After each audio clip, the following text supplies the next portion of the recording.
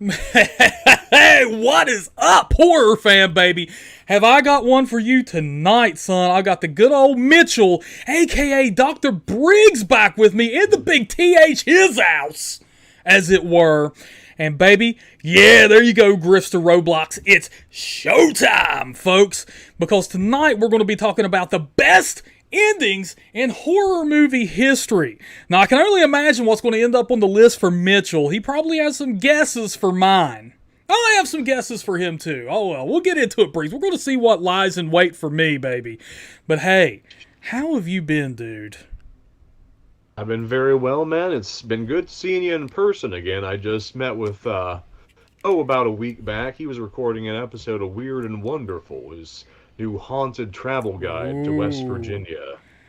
Yeah, man. Yeah, man. I think a lot of the people here will be familiar with that because we ran a Kickstarter campaign for it, and it was successful.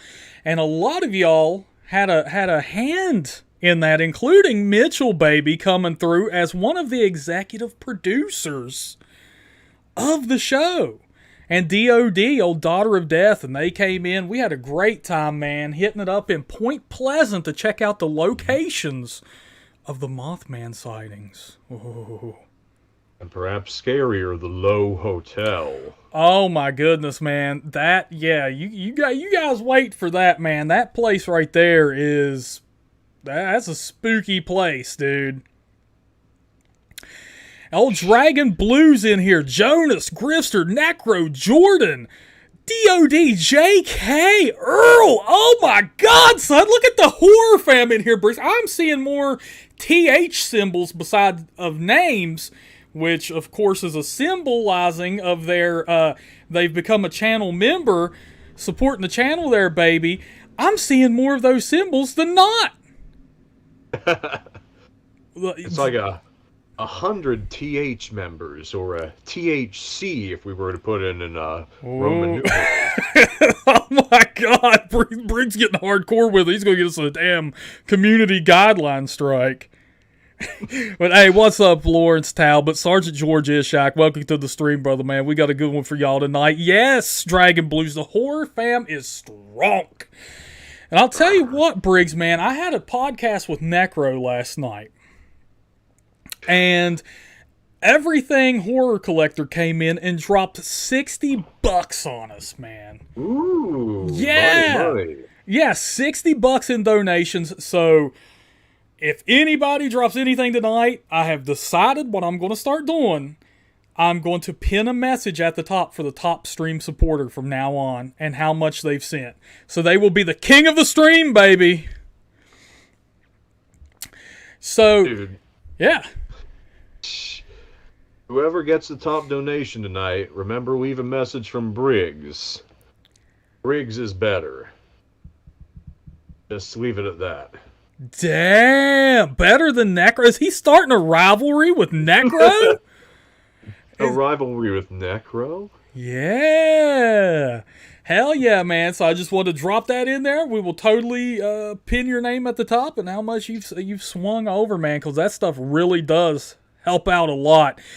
And I also do want to say, Briggs, Everything Horror Collector sent me a package, which I unboxed. The video is in front of me. It's uploading right now.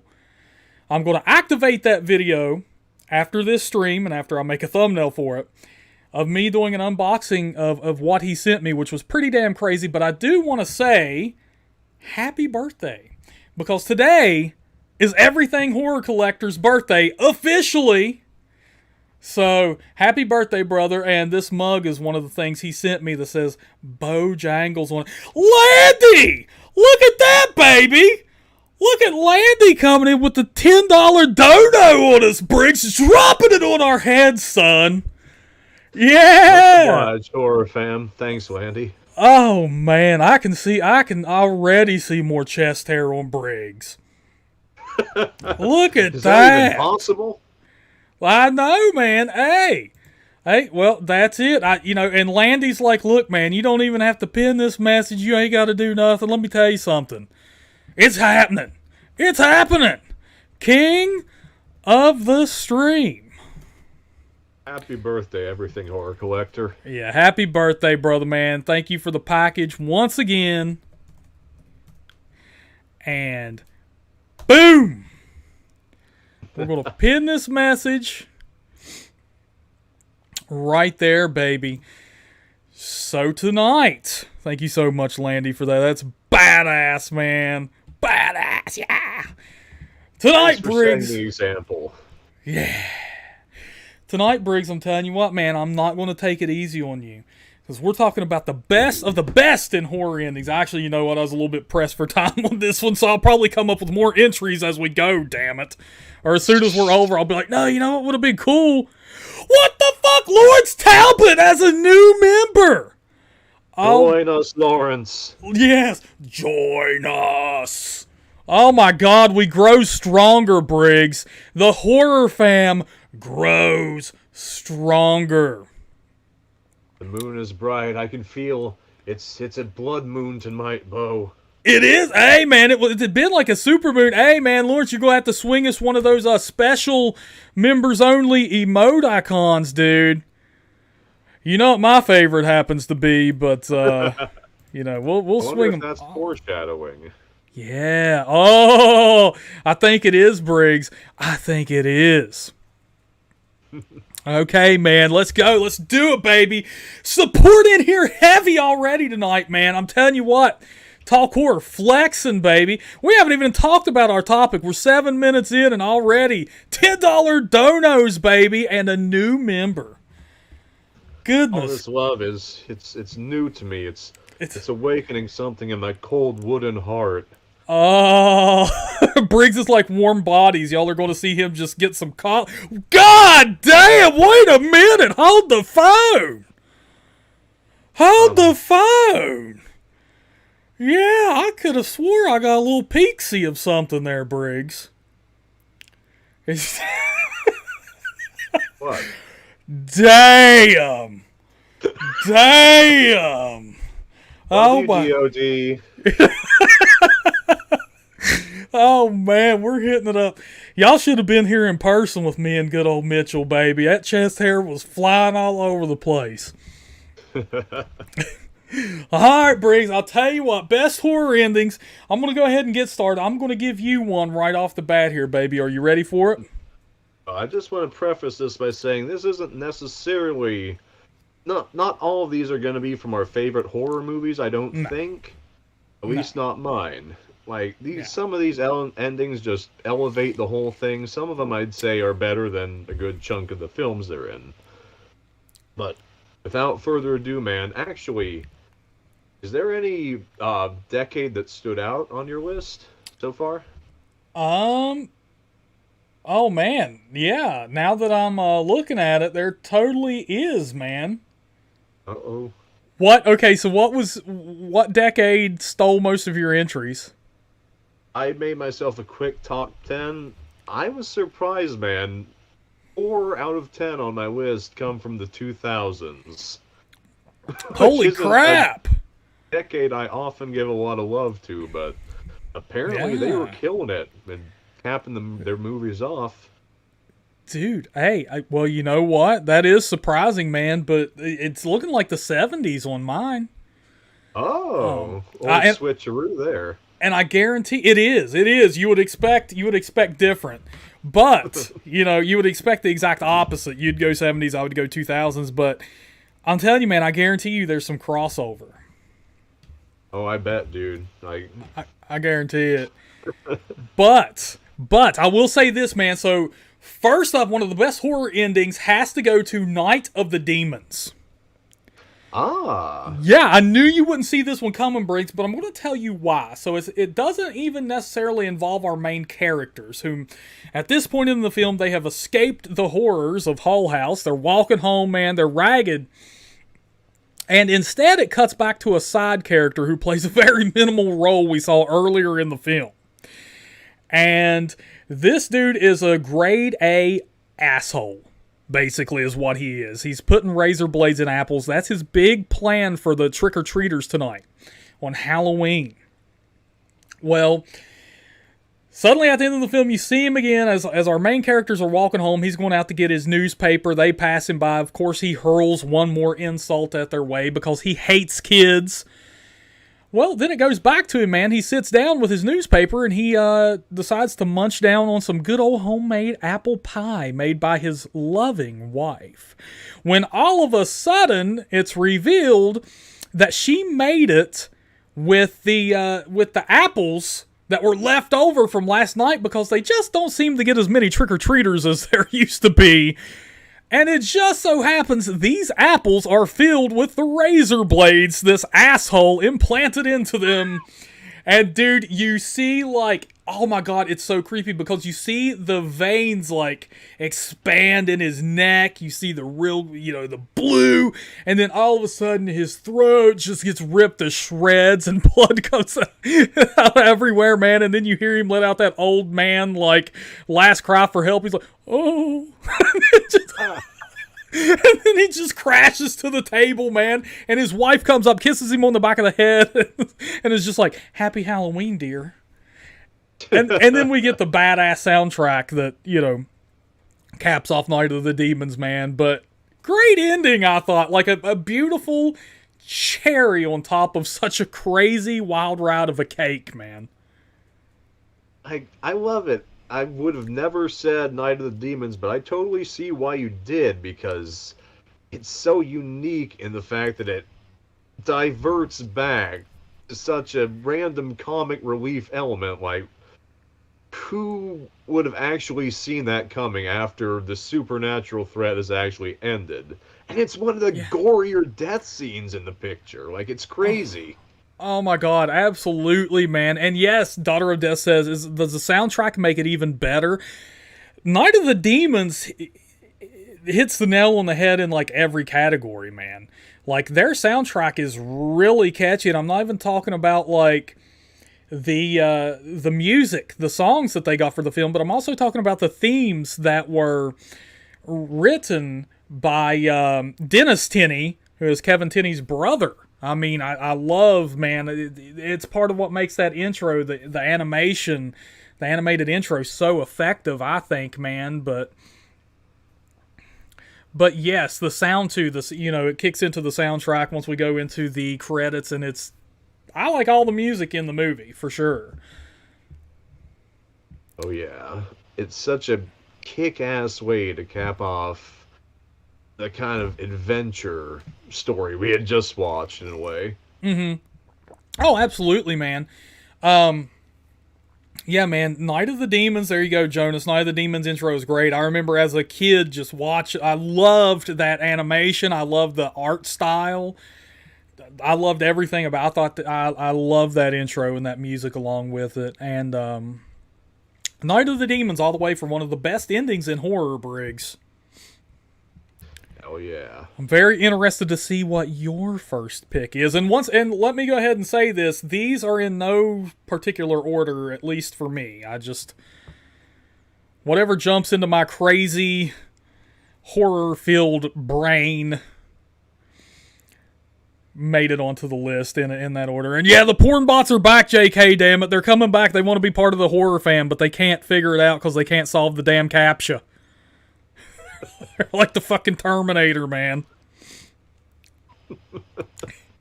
All right, Briggs, lay it on us, baby. I mean, what do you got? Well, dude, I know I had said, like, these aren't all necessarily going to be our favorite horror films, but my first pick is going to come from one of my favorite horror films of all time, and it is a film from the 1970s. Phantasm, let's hear it. Of course, I'm talking about 1976's The Omen. Ooh. Because I love how most of the film plays its cards very close to its chest for the most part.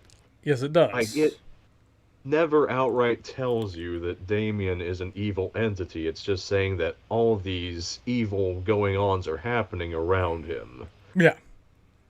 And by the end, we are pretty much as whipped up into a frenzy as Robert Thorne, who's basically like taking on Damien as his surrogate child, as it were, like as far as most of the world knows, his biological child.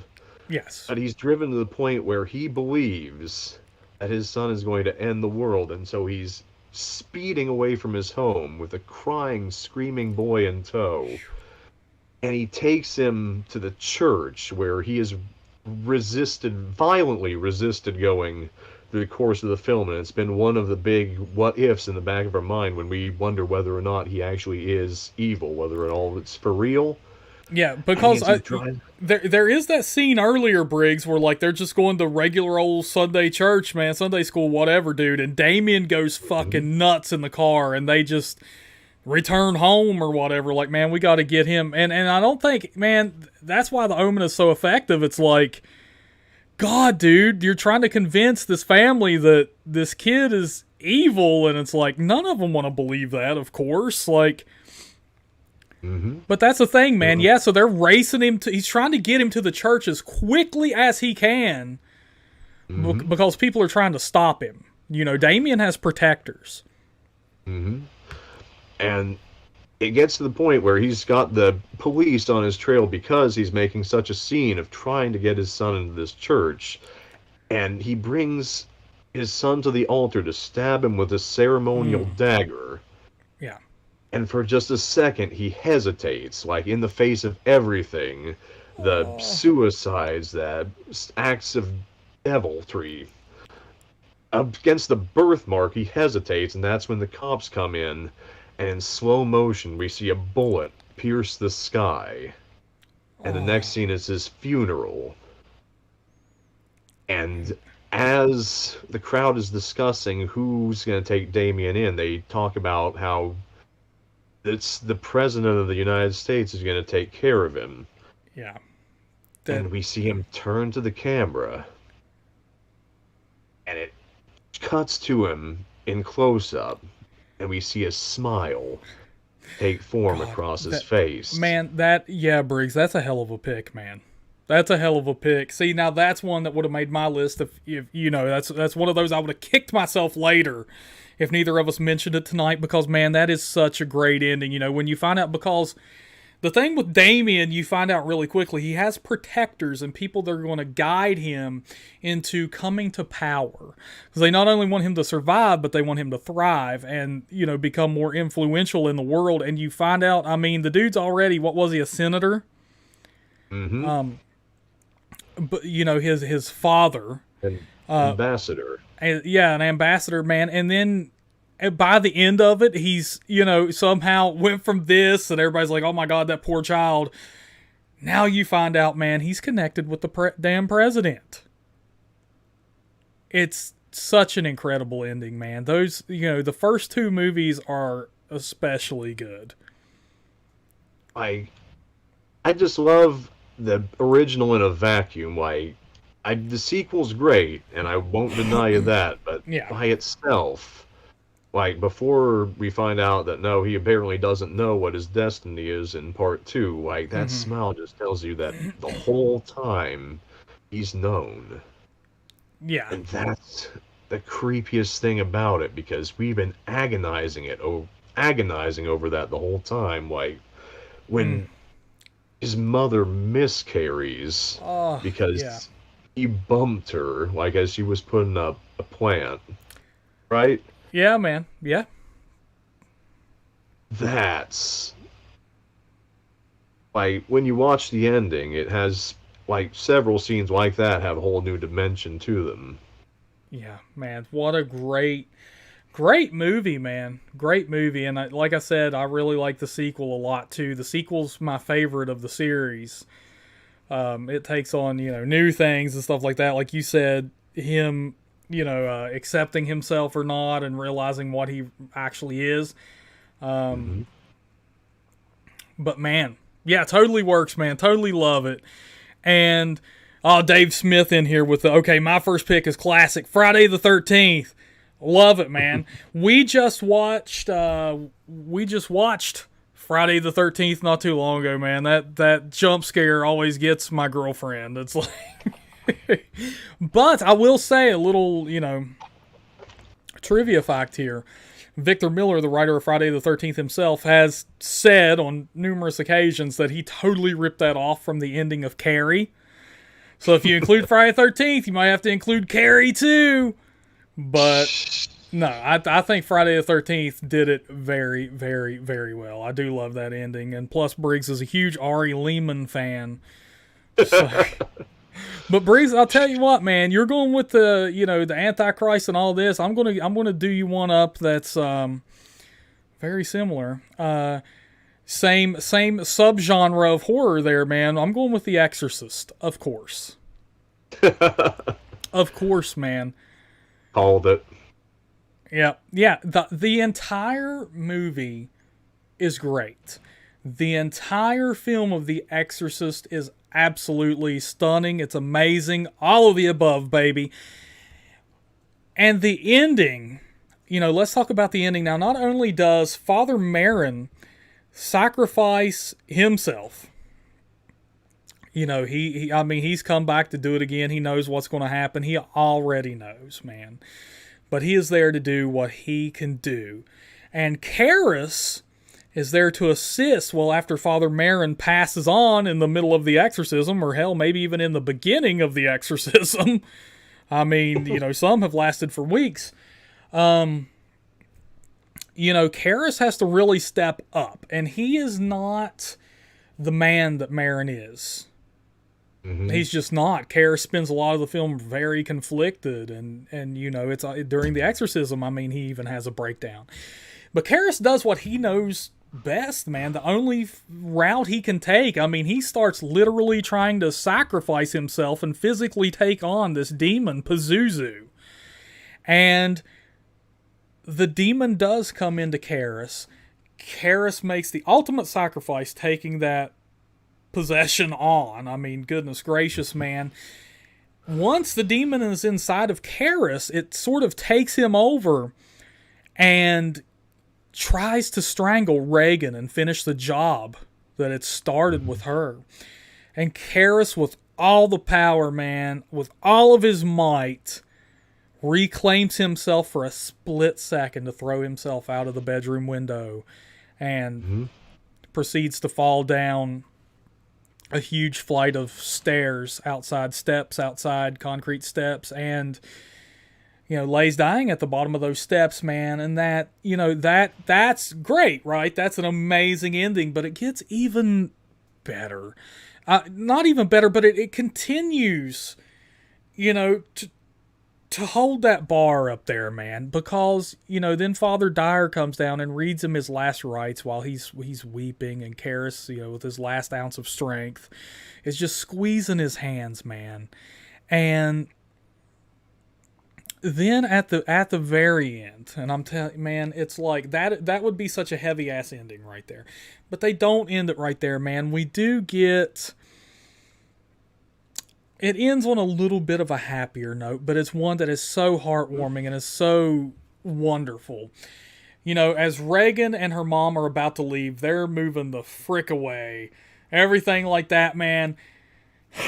Car stops. She found Father Karras's medal, the medallion or whatever he was wearing, and she offers it up to Father Dyer, who came to check on them as they're leaving, and he tells them to keep it, places it back in her hand. They drive away. And, Reagan's watching him and everything. But then Kinderman the cop shows up, who is a great character we've come to know and love throughout the entirety of the film, man. And tries to form a relationship, a bond with Father Dyer. And it's very similar to that same relationship he's trying to form with Father Karras. And these guys were so much alike, man. They even had like the same joke going on. And it's just, man, that's such a wonderful ending to me. It's a classic happy ending, man. Like, I know I called you on it, but I don't blame you for including it. It's so heartwarming to see, good, unambiguously win. Yeah. Even if Exorcist 3 kind of dials back on that. It does, man. But, and it's like, And it's still, that is such a heavy movie, and after what just happened, man, and it's going to stick in your mind for days after you watch The Exorcist, and you're going to go over it endlessly in your mind. But man, it's like, it is such a heartwarming, happy ending in that moment, but then also the dark stuff is still there, and it's like, oh my god.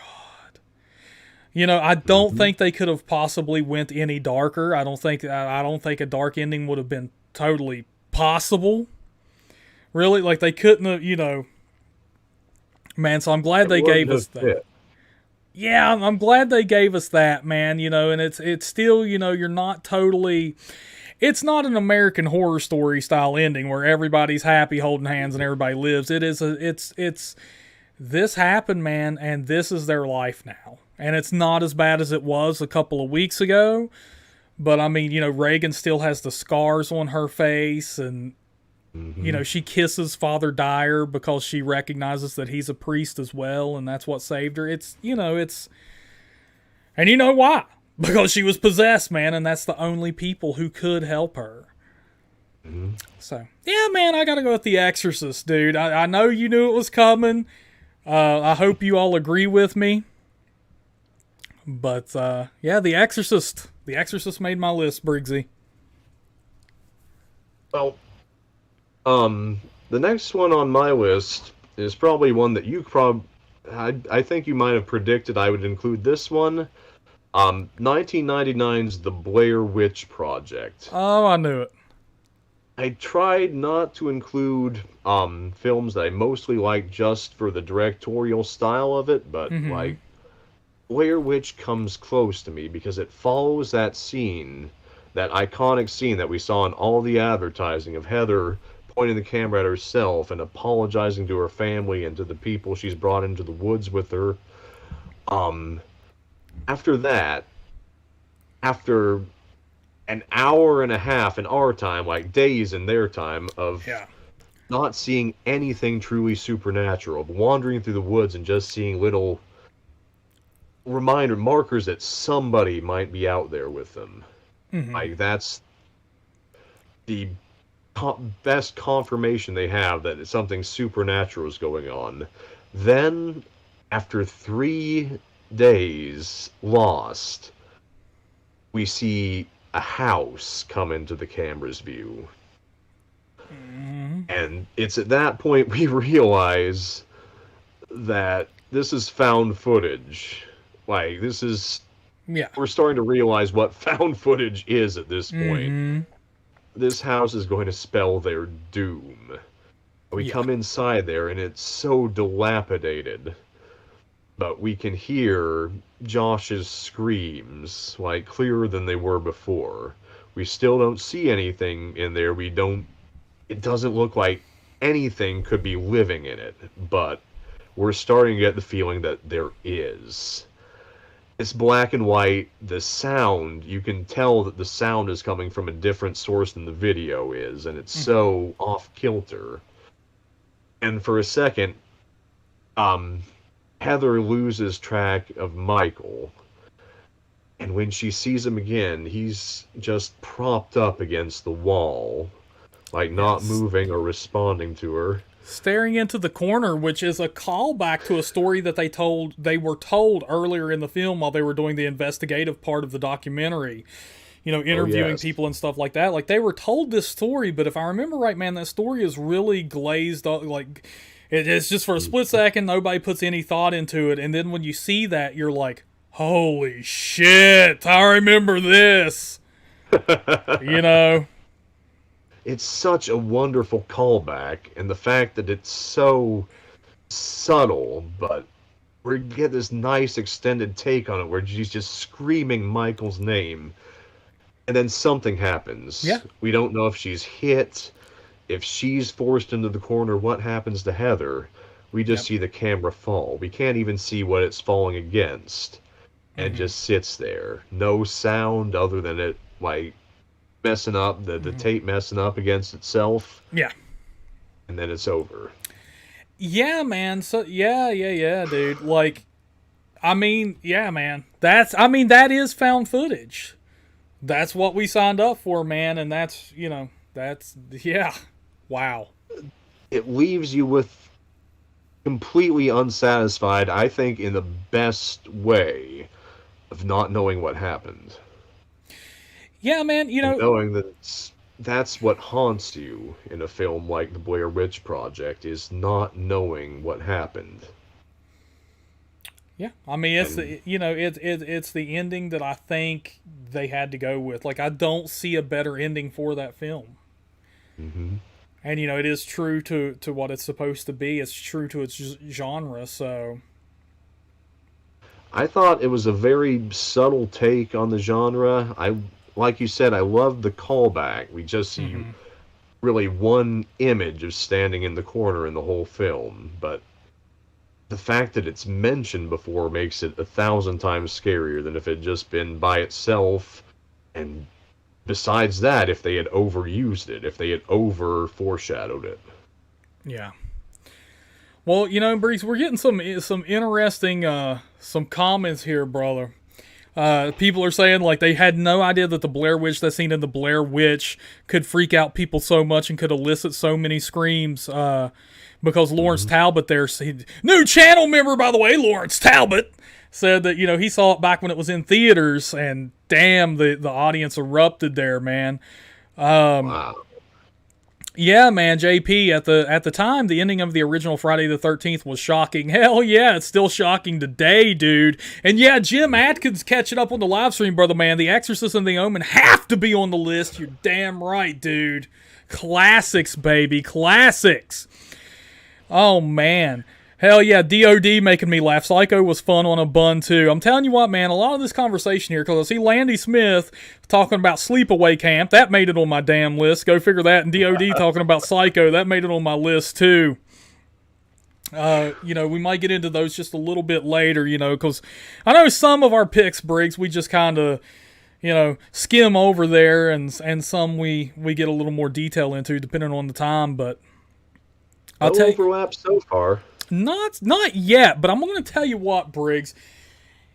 You probably called this one, man. You probably knew this was going to be on the list for me. And I'm just going to say it. I get a lot of fucking flack for it all the time. I do. But I'm throwing it out there, man. The Texas Chainsaw Massacre 2003. Explain. Okay, I love the TCM remake. I love the Texas Chainsaw Massacre remake. I think it's one of the best slasher films of all time. I absolutely love it, man. But the and I'm talking about, the film opens up, man, with some gritty, grainy ass footage telling you about the events that have occurred, the true story, sort of, they're going with that. It's almost like it starts like a found footage film, man. I mean, it really does. It starts and ends like a found footage film. You have the voiceover narration about Leatherface and these murders and stuff, and, then it kind of ends with some video footage of the police department, specifically this one dude walking into the basement of the Hewitt residence. And he's just looking around, man. You see, like, fingernail marks on the side of the walls where, poor Andy got carried down there. There's water down there at the bottom of the landing and all this. And you're like, oh my God, I'm seeing crime scene footage. I mean, that's what they're doing. They're investigating a crime scene. Well, then it transitions us into the film we're about to watch. And, you see the group of friends having fun at a lake or a river. They're on a rope swing, jumping off into the river there, man, having a blast. I'm sure as fuck they were, seeing as how hot it gets in Texas. Jonas can tell us about that. But so they do that, man. But by the end of the film, after all this hectic shit has happened, you've almost, by this point, forgotten about that intro, about the found footage intro, and you would never think they would go back to that. You would think that's just catching us up on the story, what would happen, a clever way to bring us into it, man. But then it cuts back to that found footage, and you see the cop walking around the Hewitt basement, and all of a sudden the son of a bitch is attacked out of nowhere, and you hear screams, the fucking camera's shaking, it's gritty, it's sepia tone, whatever, and then it's like, this is the only known images of Thomas Hewitt, the man they call Leatherface. And it's so grainy and out of focus and all this stuff, man. It's blur, got motion blur all over the place, and it's so effective. I will give you that, man. Like, I didn't think you were going to mention the actual found footage part of it, but yeah. I think that really was effective, and I think it's effective as far as found footage goes. Thank you, Briggs. Yeah, but, dude, because, I mean, seriously, when you were watching it, anybody else out there, too, listening right now, please let me know. When you very first watched the film, you had no fucking clue they were going back to the crime scene footage. Like, that was the story they were telling. That's what happened. I had no clue, man. So it was like, what? You know, it was like, what the fuck? I love those 3 out-of-focus frames we get of Leatherface. Yes! It's so creepy, man. It's so creepy. I love the Leatherface design in that movie. I love it, and I think that just... Because, man, that was pretty much all you got of him in the trailer as well. You know what I'm saying? And the promo stills and stuff, you didn't really get a good look at him until you watched the movie. And it was not disappointing, and they didn't throw him in your face the whole damn movie, which is a thing that can sometimes, lessen the effect. But, man, yeah, I'm going with the ending of the Texas Chainsaw Massacre 2003. And, Briggsy, man, I would like to say hello to Dave Smith, Sharon Nyberg. Welcome to the stream. And games and movies, hell yeah, brother. That is actually from TCM The Beginning, and I love that too. You're going to have to speak a little louder, ma'am. Yeah, I love that, man. While he's getting whacked in the legs with the sledgehammer. Oh my god, dude.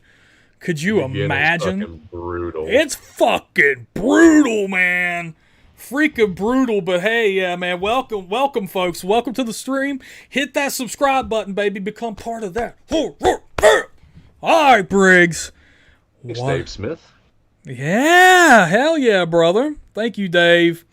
Hey, you're welcome, Sharon.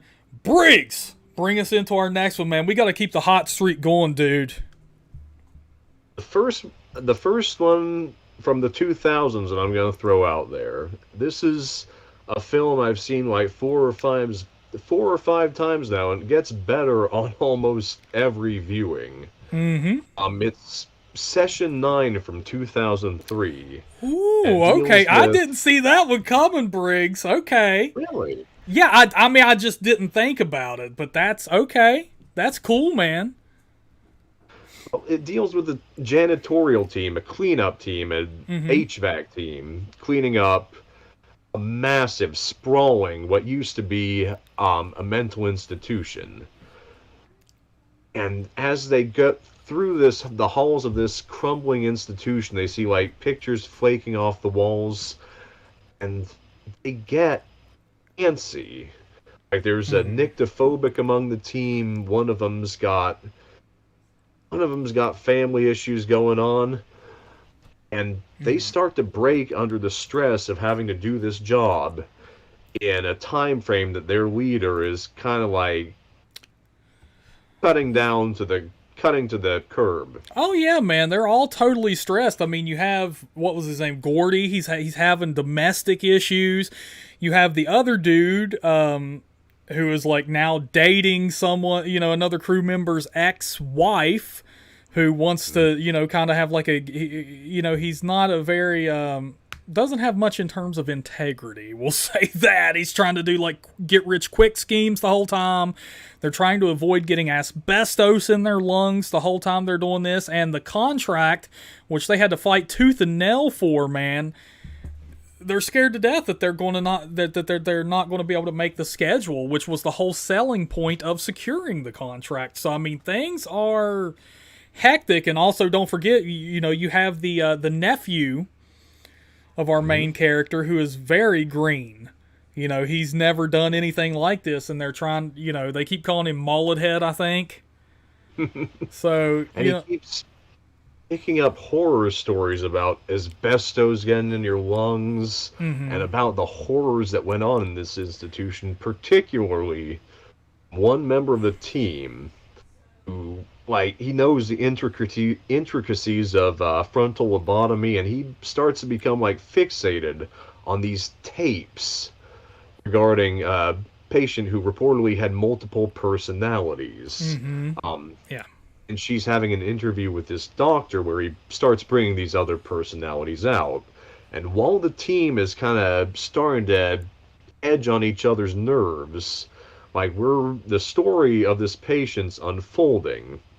The doctor talks to these two personalities called the Princess and Billy, who Oh, represent man. different facets of her, and they live in different places in Yes. her head. Like one where I believe Princess is the eyes and Billy is in her Her mouth? mouth. Yeah.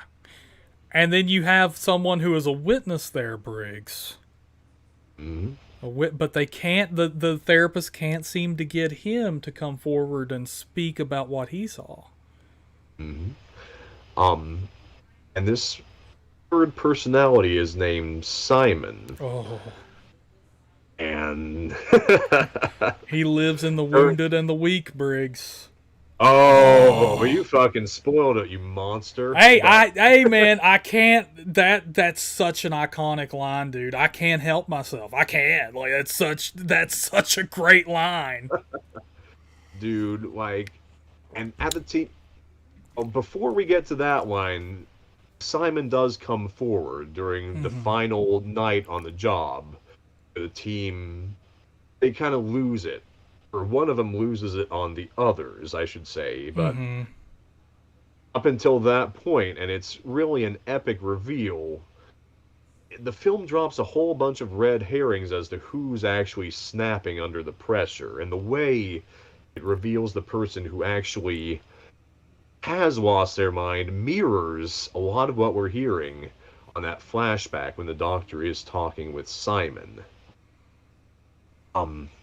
We learn that the girl who's developed these split personalities actually snapped herself after her brother pushed her onto her doll and it broke. And she murdered him violently, and she moved on to murder her parents violently. And that's what makes it so eerie that Simon lives in the weak and the wounded. Because once we learn what's actually triggered our fatal crew member to snap, it hits you like a train. Dude, it really does. That is such, and it's shot very well. It's so well edited, the way they pull off the ending in that movie. You know, unfortunately, it not unfortunately for me. I like the movie. I know, unfortunately for a lot of people, it is a slow burn, and It benefits from being a slow burn. you know, I think so too, man. You know, I don't think that ending would have been effective if shit was going balls to the walls and stuff like that, man. And but that ending, I mean, I will say the ending is by far the best part of the movie. You know, that The ending ending is is super what- effective. The ending pays off the movie, brother. That's Yeah, what it's I a good have to movie. say. I mean, I like the movie, you know what I'm saying? But that ending, you know, that's, oh my God. You know, that's a hell of an ending right there, dude. All right, man. So, hey, what do we got here, man? We got a bunch of people. Yeah, Jonas, baby. I got that drink rolling. You know it. You know it. Man, Sharon and Dave, man, they're all talking about the Cube. Dave Smith saying Train to Busan. Man. Curiosity and then realization, DOD. Yeah, well, I'm telling you what, man. JK totally called out my next pick on the list here, Briggs, because I'm going with Saw.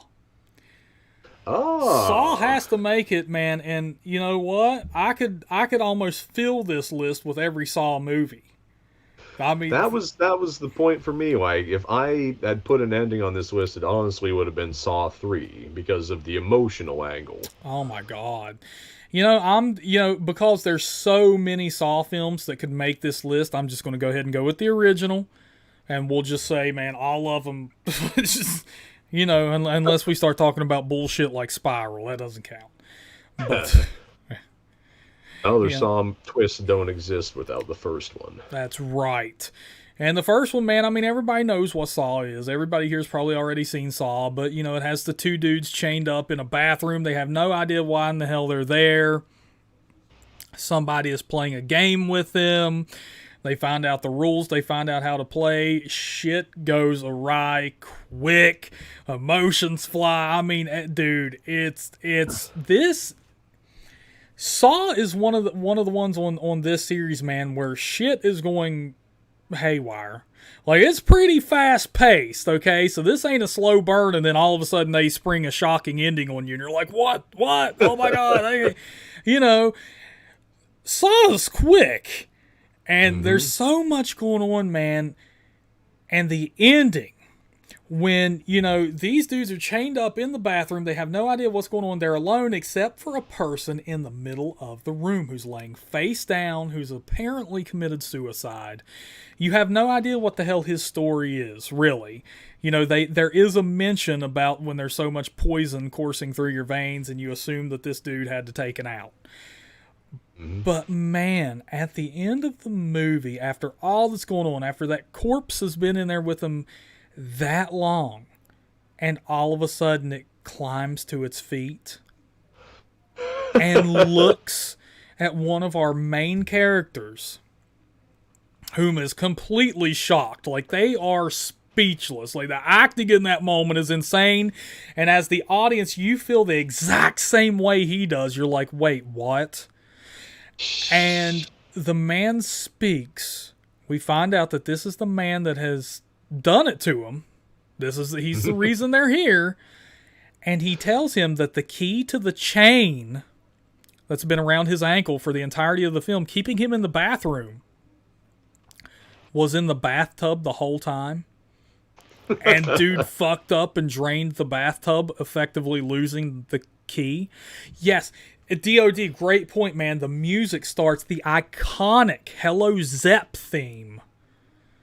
Oh, Mr. Hindle. Which has just, it's practically known as the Saw theme at this point. I'm positive more people know it as the Saw theme than, Hello Zepp. But, man, the editing during that scene, the music kicking in, the realization, it is a beautiful, beautiful, very effective ending. Saw had to make the list. The fact that right before that, we see, Dr. Gordon, crawling out to a fate that remained uncertain for 5 more movies. Yeah. God. Yeah, and then it cuts to that, man. Adam's still chained up, and it's like, he thinks he's alone. Dr. Gordon's promising he'll send help back and all this, and then that dude climbs to his feet. It's such a twist on what we have taken as one of the only things we've kind of taken for granted throughout the entire length of the film, that dude in the middle is dead. Yes! And there you go, Lawrence Talbot, excellent point, man. In the beginning of Saw, it starts with the bathtub draining and through, the drain in the bathtub. So you totally see, if you have a keen eye, the key going down the drain. But I mean, even if you probably, pass that over, man, not even thinking about by the time that movie kicks in, because things get so hectic, and then you're like, oh my God, that's what happened. Super effective ending, Briggs. I had to throw it on the list, man. He likes to book himself a front row ticket to his own sick games. Yeah, he does. So let me ask you this, man. So was that one on your list? Was that our overlap? No, I couldn't. I couldn't pick a Saw movie, dude. What? Oh, you literally just got close. Yeah, it's like choosing between your children or something. So that's the only reason it didn't end up on here for you, huh? Yeah. Yeah. So I didn't want another movie from the 2000s on the list. So. Oh, come on, Briggs. You got to go with best endings, not best endings from this decade, that decade. Come on, man. Throw some Saw representation. I hate to burst your bubble, but my next pick is actually going to be probably one that's would be a common pick among the horror fandom, Yeah. and it comes from the 1980s. I'm talking about The Shining. Ah, there we go. We got overlap. Oh, We have our first official overlap. We both chose The Shining. There you go. dude, when Jack chases Danny into the hedge maze, when it's Danny running alone into the snow, Yeah. and his psychotic at this point, like, father is chasing him. He's limping, he's like practically collapsing drunk. But it's just this Yeah. maze, just kind of the whims of this hedge maze against Yeah. his prey. And it's such an intense scene. Like, we wonder whether Jack's gonna jump out from in front of Danny at any one point. But what ends up happening, like, it's not the saddest ending, but it's creepy as hell. Jack ends up, after a smash cut to morning, frozen to death. He just, Yeah. cold got to be too much for him. Well, man, that Like- happens. You know, that happens more than people like to think with people who have been drinking. You know, I've heard stories, you know, in places that have really cold climates and stuff, man. People wander out of the bar and never come home. So, I mean, that's a totally legitimate ending, and it is creepy, dude. And like you said, man, after Danny being chased like that, and the only leg up on him, you know, it's kind of foreshadowed earlier, is when he goes through the hedge maze with his mom. Mm-hmm. So, I mean, that's the only thing that saved him. But, yeah. But, you know, are we going to do the official ending, Briggs? I was gonna do it, man. And before that, I wanted to mention, like, originally, and this came close to making the theatrical cut. Stanley Kubrick had like a scene prior to the last one in the film in which Wendy and Danny are actually recuperating in the hospital, and a man comes in and tells them, like, Jack's body was never recovered. And what we got instead, if you don't know, is just we cut from Jack's corpse, a silent, except for the music in the background, final panning shot through the hotel. And we take a close-up on one of the photos there. We see that Jack's been, in this photo from the 1920s, he's been present in that photograph the whole time, as moonlight, the stars, and you, like, drone on a song from the 20s in the background. Such a lovely ending, man. He's always been the caretaker. The dude fell face first into his demons. Yeah. And the hotel consumed him. Like, and I just want to say, like, not to be an asshole or anything, but I really prefer that to the book ending. I know Sharon Nyberg prefers the book ending, but I just really prefer that over the hotel exploding, just him, like, dying in this fit of madness. Well, because he's let his family escape, so the ghosts figured he'd failed. well, I do want to go ahead and inform people. You know, you were talking about the ending that was cut from The Shining. You know, I just want to fill people in on what happened with that. So, God, what was the manager's name of the Overlook? Does anybody remember?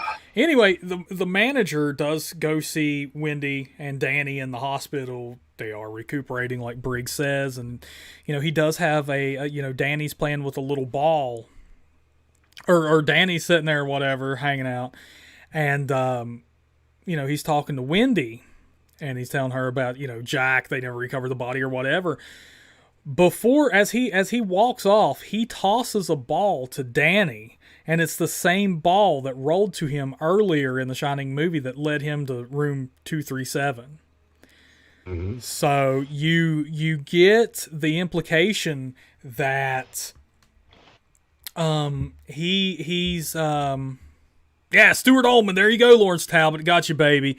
You know, the implication is that he's in on it.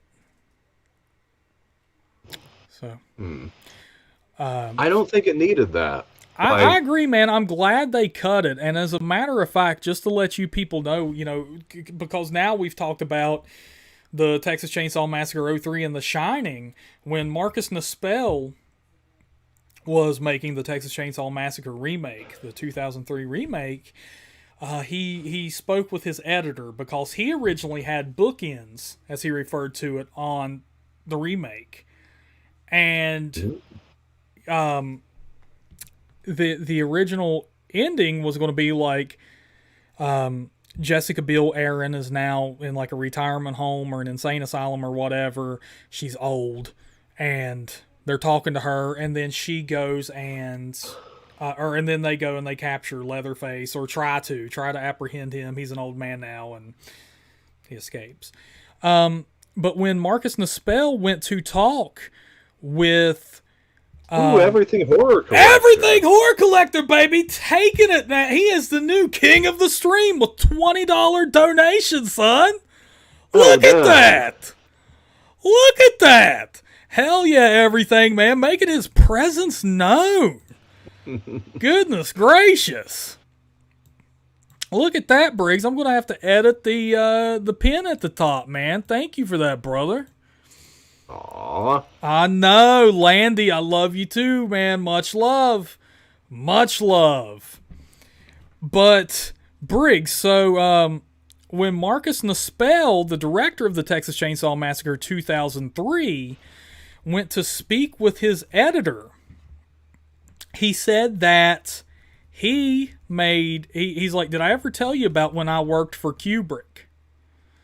And he's my God. And he's like, no. He's like, I made one cut for Kubrick. And he's like, what do you mean you made one cut for Kubrick? And he told him the story of the original Shining ending. He's like, Kubrick wanted it cut. And that's what convinced Marcus Nispel to cut that ending out of there and leave it as it was. Badass. Because Kubrick, cut up his, man. That's really sweet. And yeah, Everything Horror Collector does have a surprise for Briggs. I can't tell him, though. I can't tell him. Are you conspiring with me or against me? Always against you, bro. I've been trying to kill you for years. Jesus.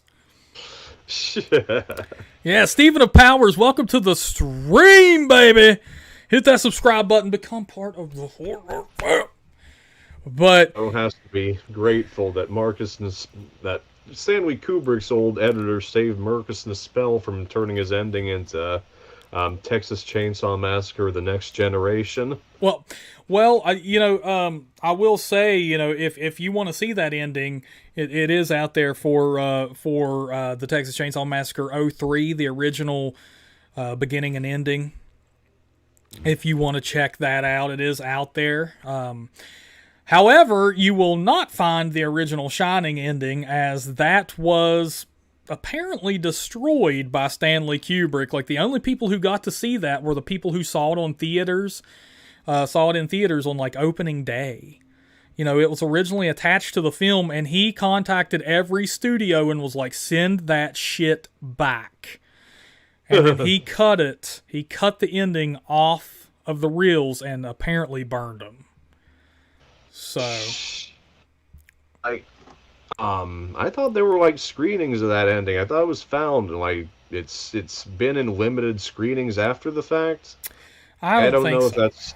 I don't think so. If that was the case, man, it would be. You could watch it on YouTube. I guarantee more people would see it.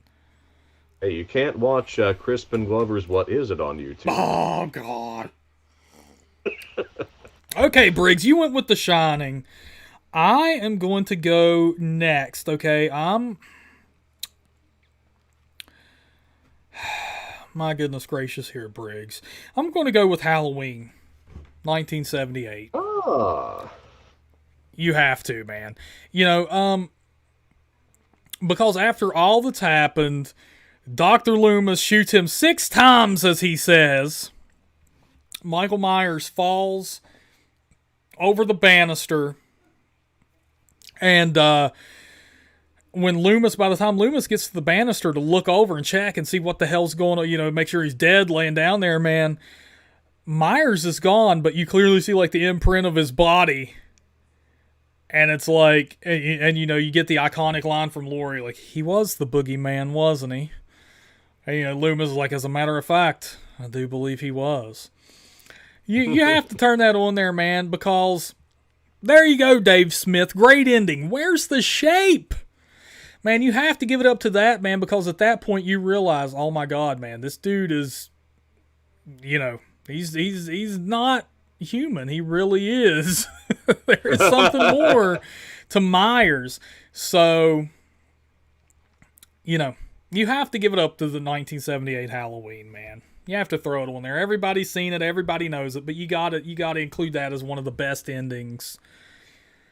Yeah. And hell, one of the best fucking intros too, man. When you realize, you know, it's got that point of view stuff, and then you realize Michael is just a little 6-year-old child. Great beginning and ending. I don't know, man. I'm like JK. Like, as far as Halloween endings go, I do give the edge to part 4. Like, that one, I think, has a darkness to it. But we've already seen it. Like, in when have we seen it prior to then? Halloween. No, not like. I mean, you can't say Halloween 4 over Halloween because it literally steals the damn intro of Halloween. We never saw Michael's good side. We never knew he had one. Who the hell needs to? Well, we knew Jamie was a good character prior to that. That was what was shocking to me. Well, hell, maybe Michael was. I mean, hell, we don't know. Who cares? It's maybe, but that's why the ending of 4 is better, because it explores that. Oh, you're wrong. You're totally wrong. I mean, Halloween 4 may have had a good ending. I'm not going to argue, but no, Halloween 1 is definitely the. I mean, it's yeah. Come on, man. That's not even arguable. Halloween 1's ending is better than Halloween's 4. I don't know if I should take that as a compliment, Dave Smith.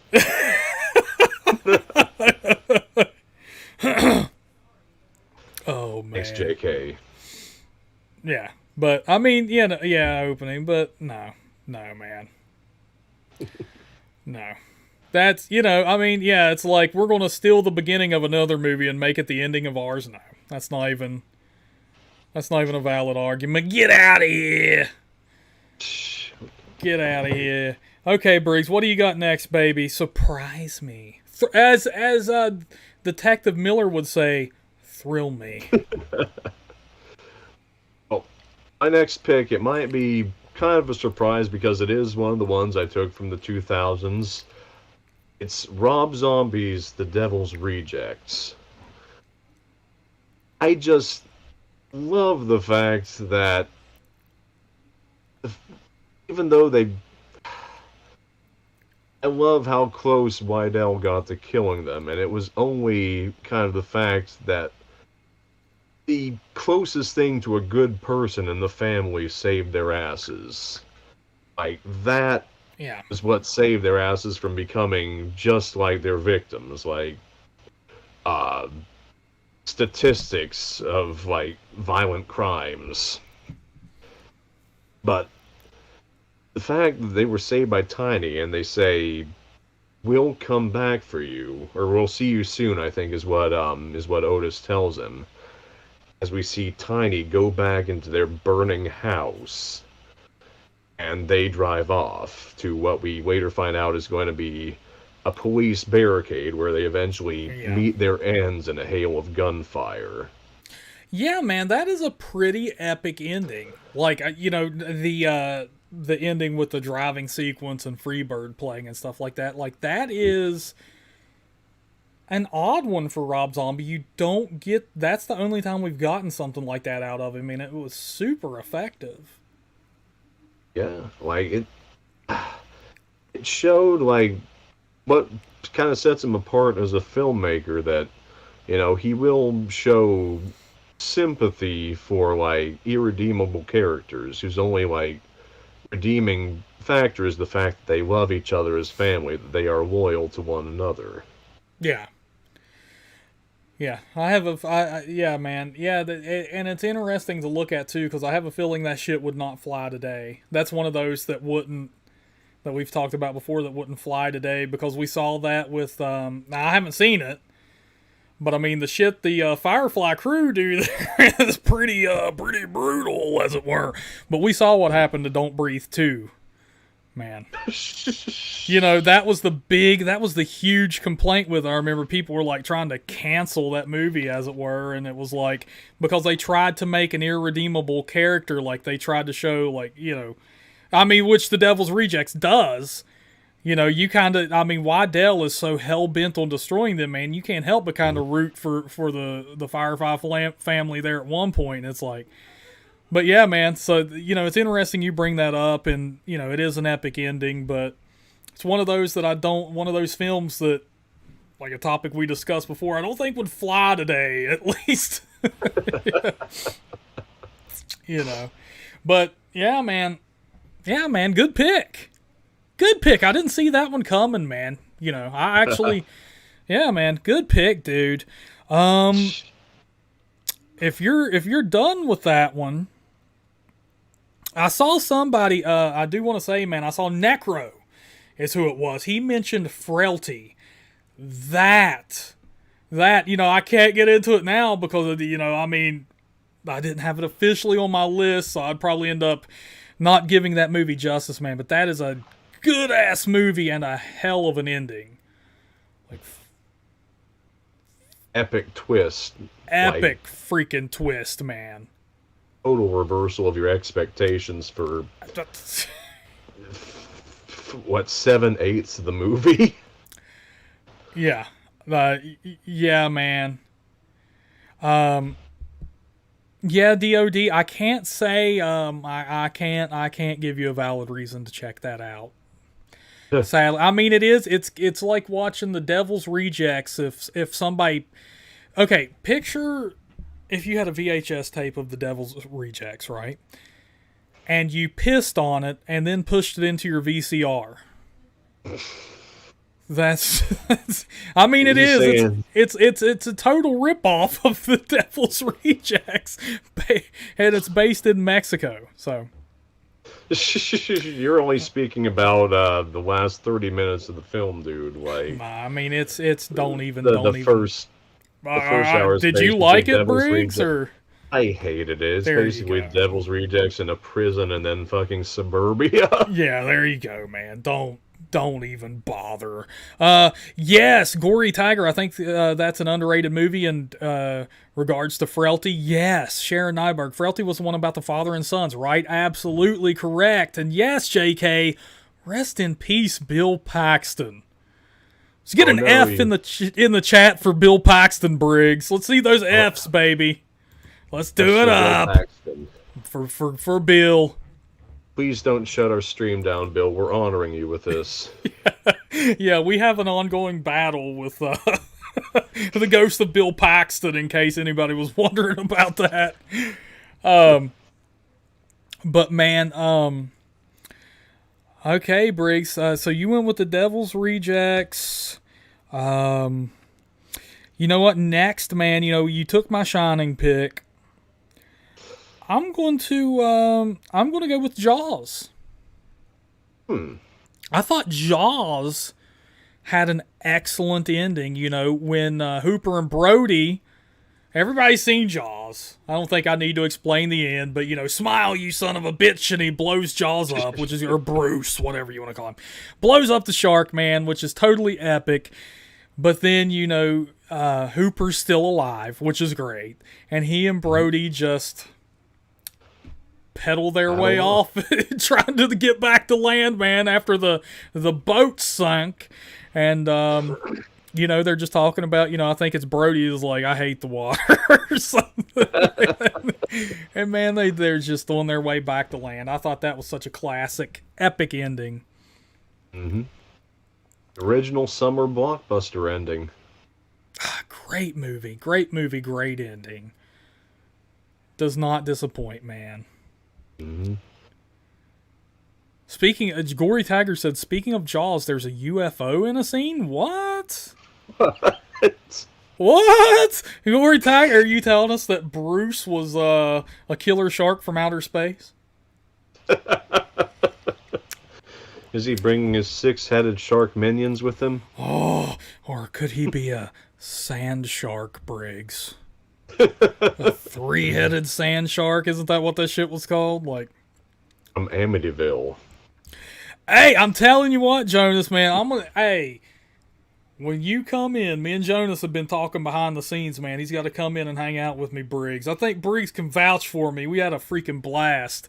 Jonas, you got to get out here, man. We're going to bust out the tequila. Yeah. Okay, Briggs, what have you got next? My next pick is going to also be one from the 1970s, a little less of a summer blockbuster. I picked the ending to Don't Look Now. I knew it.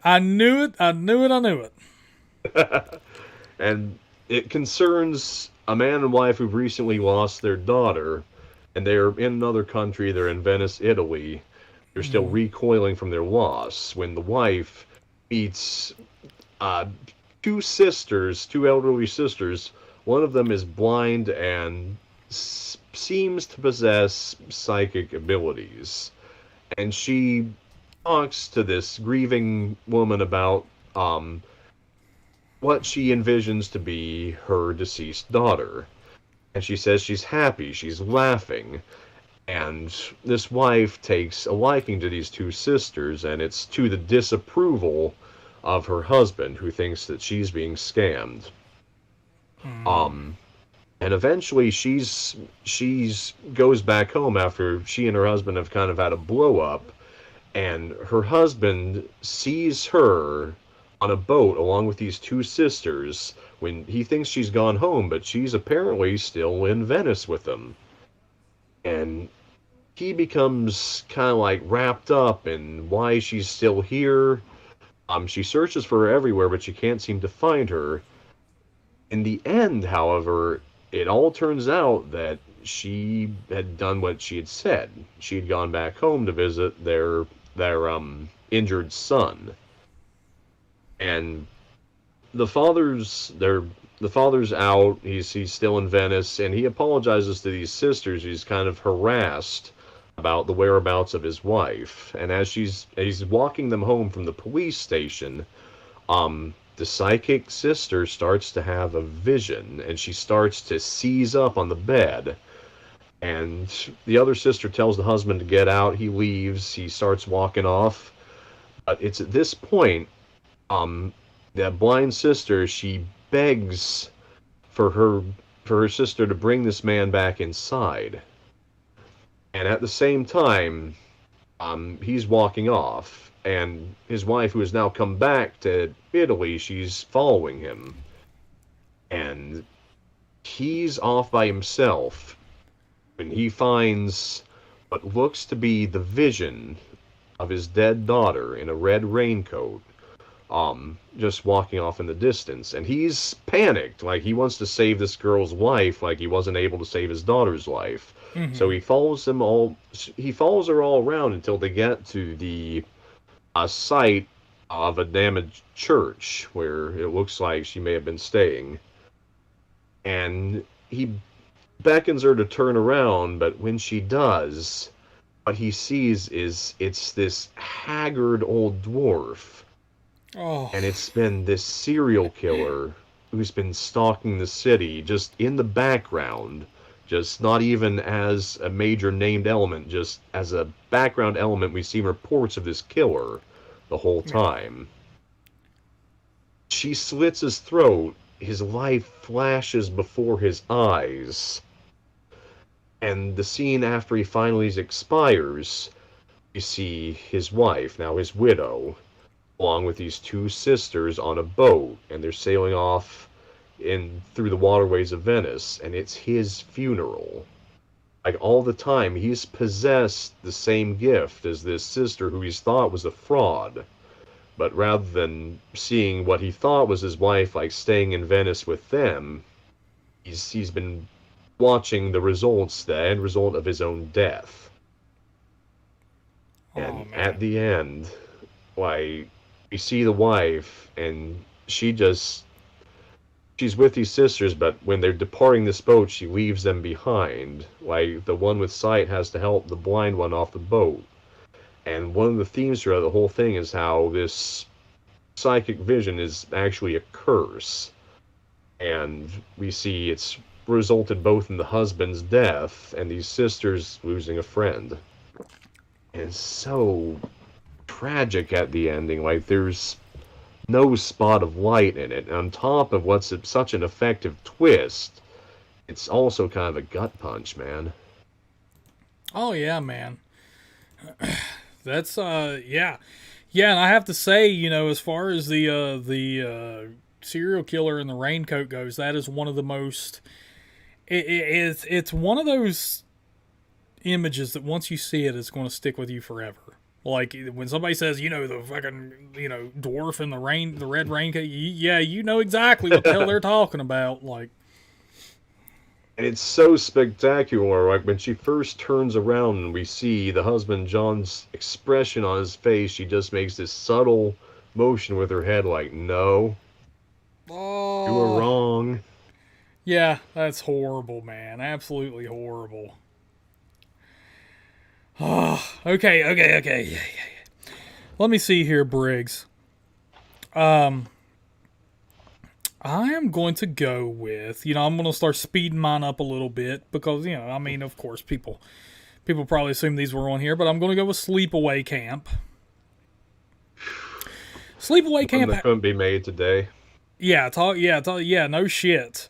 Definitely one that couldn't be made today, but man, Sleepaway Camp is basically one of those faceless slasher movies. Like, you have no idea. It's a whodunit, is what it is. Like, the whole movie, these kids are at a summer camp or whatever, and the kids start dying off in horribly gruesome ways, and some of the employees there.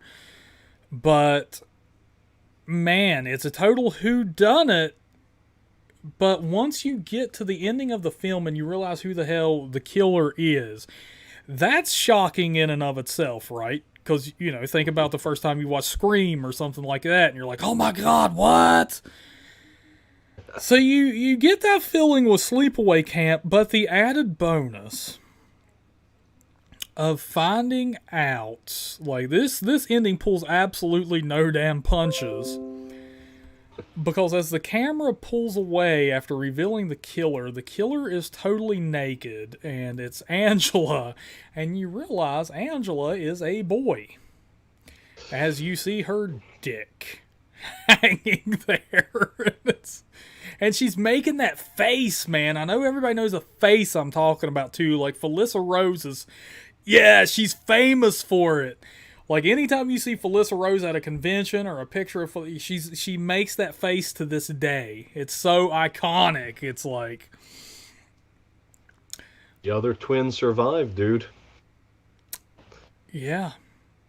Yeah, definitely a wild ass ending, man. So, yeah, it's a shocker in a multitude of ways there, Briggs. Yeah. So, do you have another one you're going with, man? All right, I'll try and speed through mine as well. I, which is, I'm gonna try and speed through this one because I know you're gonna pick me apart for it. Uh-oh. Going with 2002's May. Oh, And shit. story is about a girl who's been bullied through her life through her lazy eye, and she's got such poor social skills by the time she's an adult.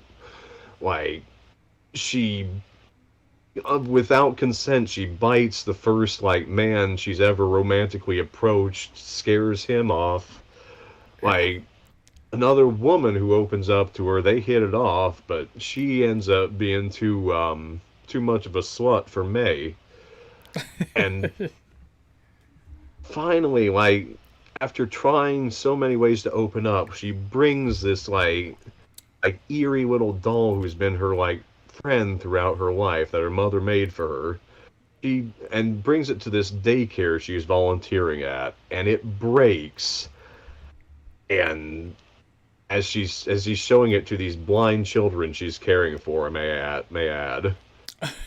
And she just breaks too. Like, she falls down on the glass, these kids fall down on the glass, and as a result, she's driven to, rather than pursuing people romantically from this point on, she's going to cut out the best parts of them and put them together.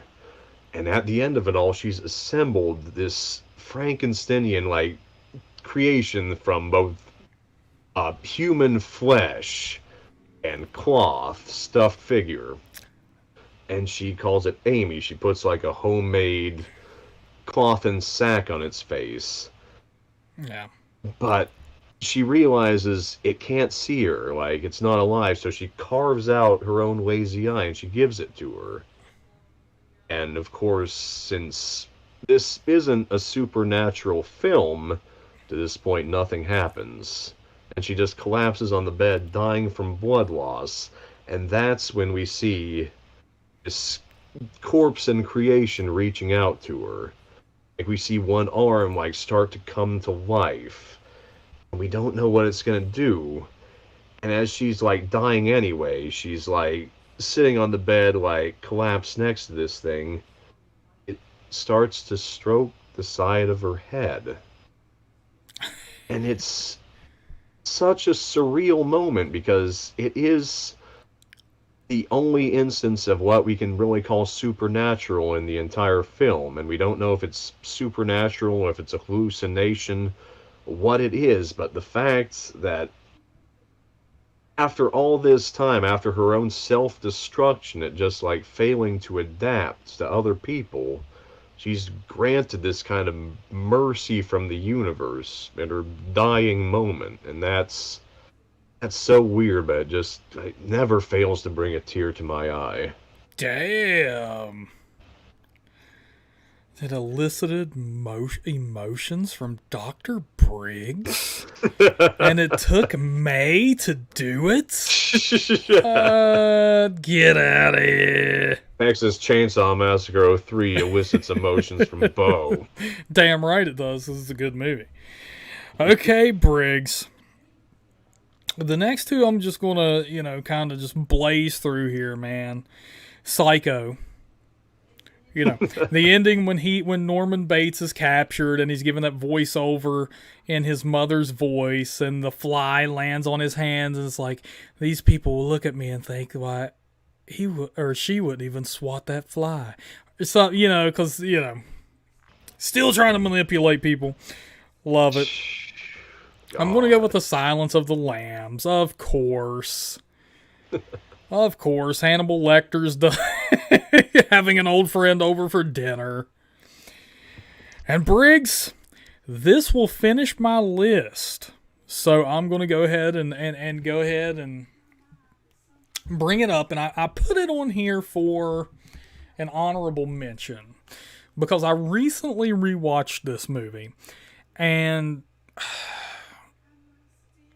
if it had been if it had been a week earlier, this would have been a week sooner. I think it would have made my official list, but right now it does not.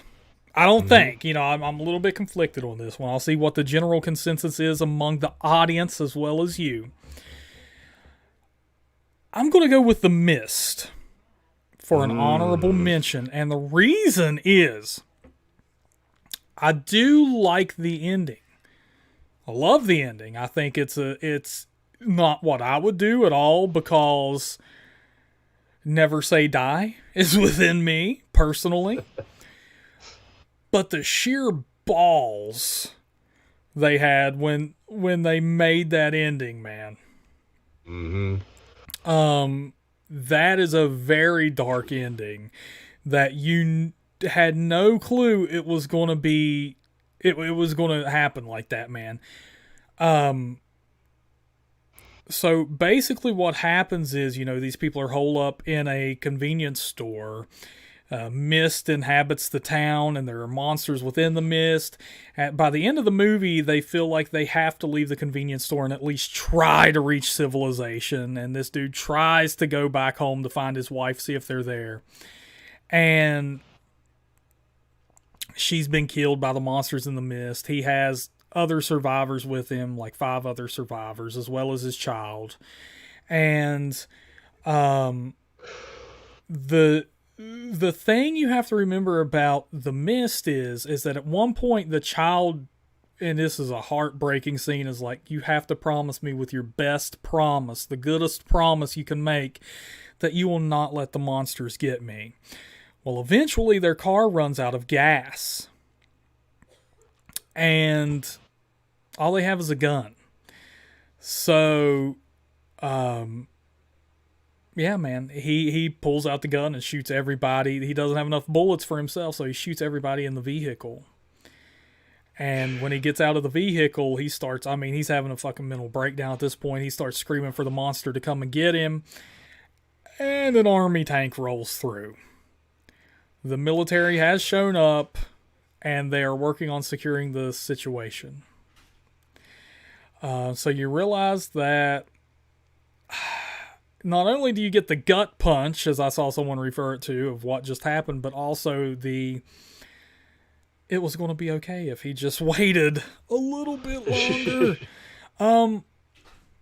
Now, the reason that this makes the list is because it's so effective, clearly, because literally look at the chat when I mentioned the ending of The Mist. Everybody either loves it, or they hate it, or they talk about how hard it is to whatever.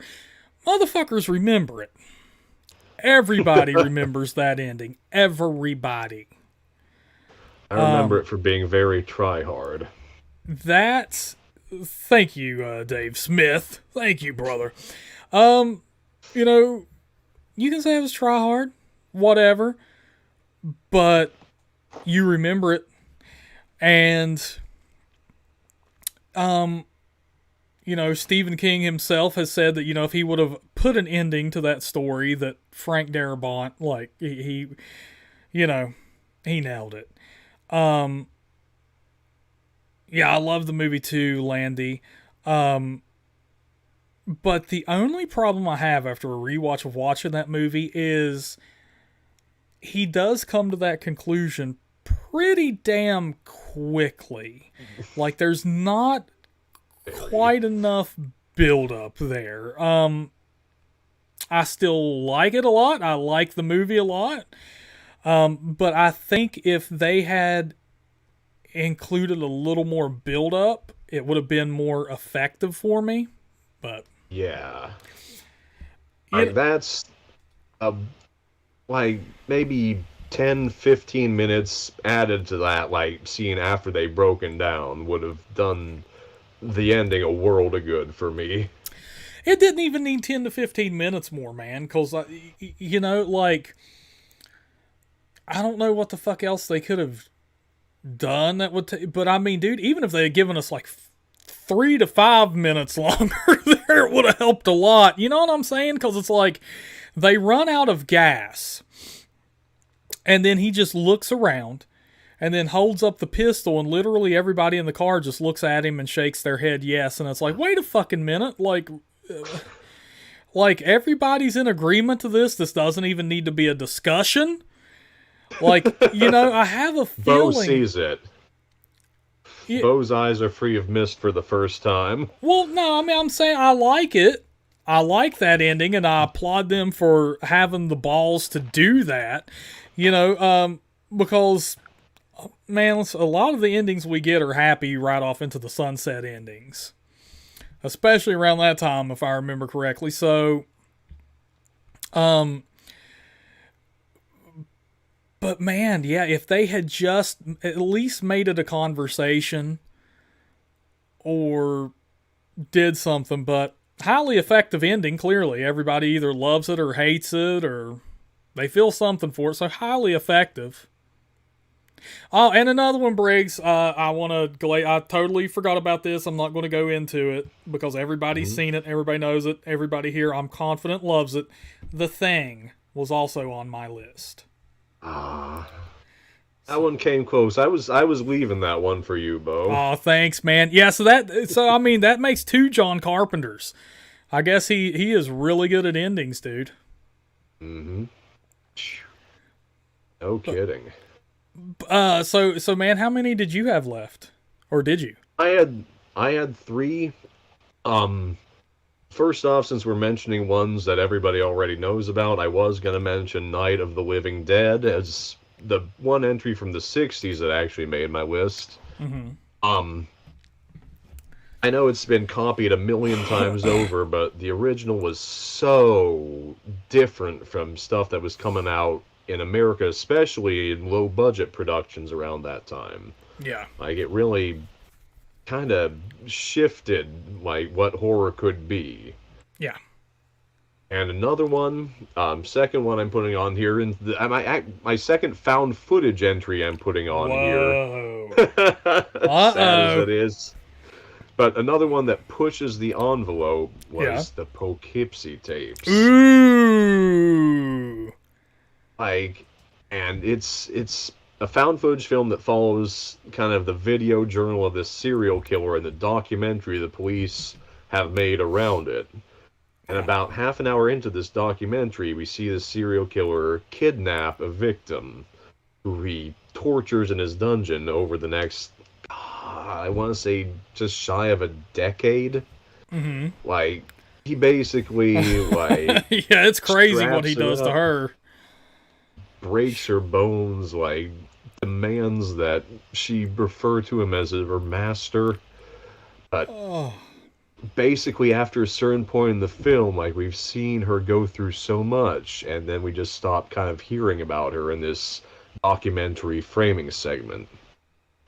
And it's after the police actually find this killer's stash of tapes in the end that they find the girl, Cheryl Dempsey, as well. And they take her in, but it's shocking how far gone she is. And I won't go into it any more than that, because I'm trying to make this quick, but I would recommend anybody check out the Poughkeepsie tapes if they want an absolute, like, gutter of an ending. Yeah, that's one of Um, those. The Poughkeepsie tapes is one of those two that um, typically ends up on those like most disturbing movies of all time lists too. So if you're into shit like that, definitely. mhm. But yeah, good pick, Briggs. And finally, I was torn between this because there were two similar entries that I was kind of hesitant to pick between.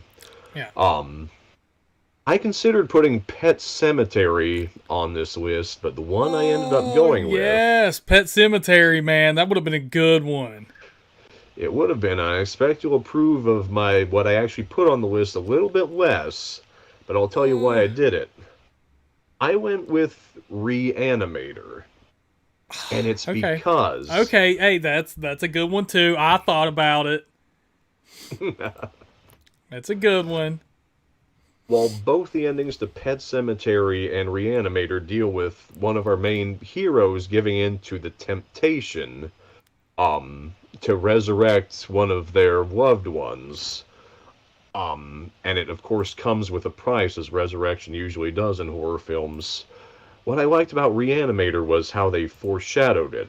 Our main character in that one, or one of our two main characters are both medical students.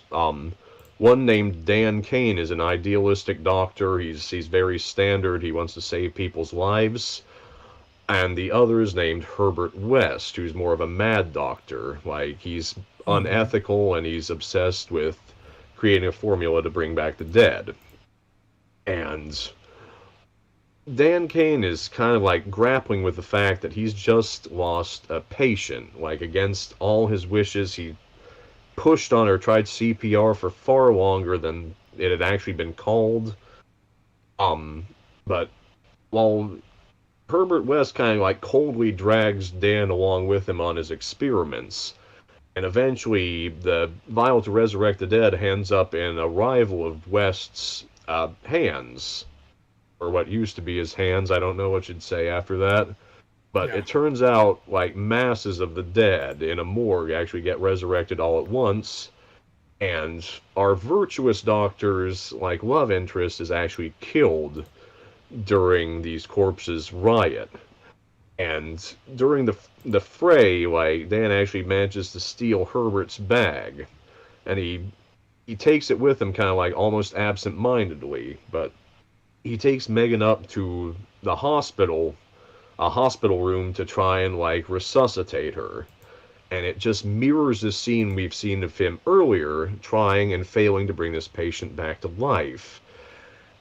And he's got people around him, it's all like surrounding him, trying to see if he's going to be able to save this woman this time.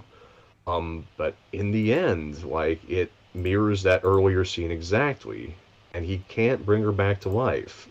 He's just pounding on her chest with a defibrillator, and pounding on her chest, and everybody kind of like leaves, tells him to let her go. And that's when he opens the bag. Ooh. And he pulls out the syringe of the reagent they've been using to bring back the dead. And the music, this kind of spin on the Psycho theme they've had to illustrate kind of what's normally kind of like more comedic or more zany parts of the film up to this point. It starts playing like mischievously in the background as Dan proclaims his love for his dead Megan, who she's lost her life due to his classmates' experiments. Yeah. And we see the screen go black as he like plunges this serum into her. And the last thing we hear is just her scream as the theme song plays in full force and the credits start.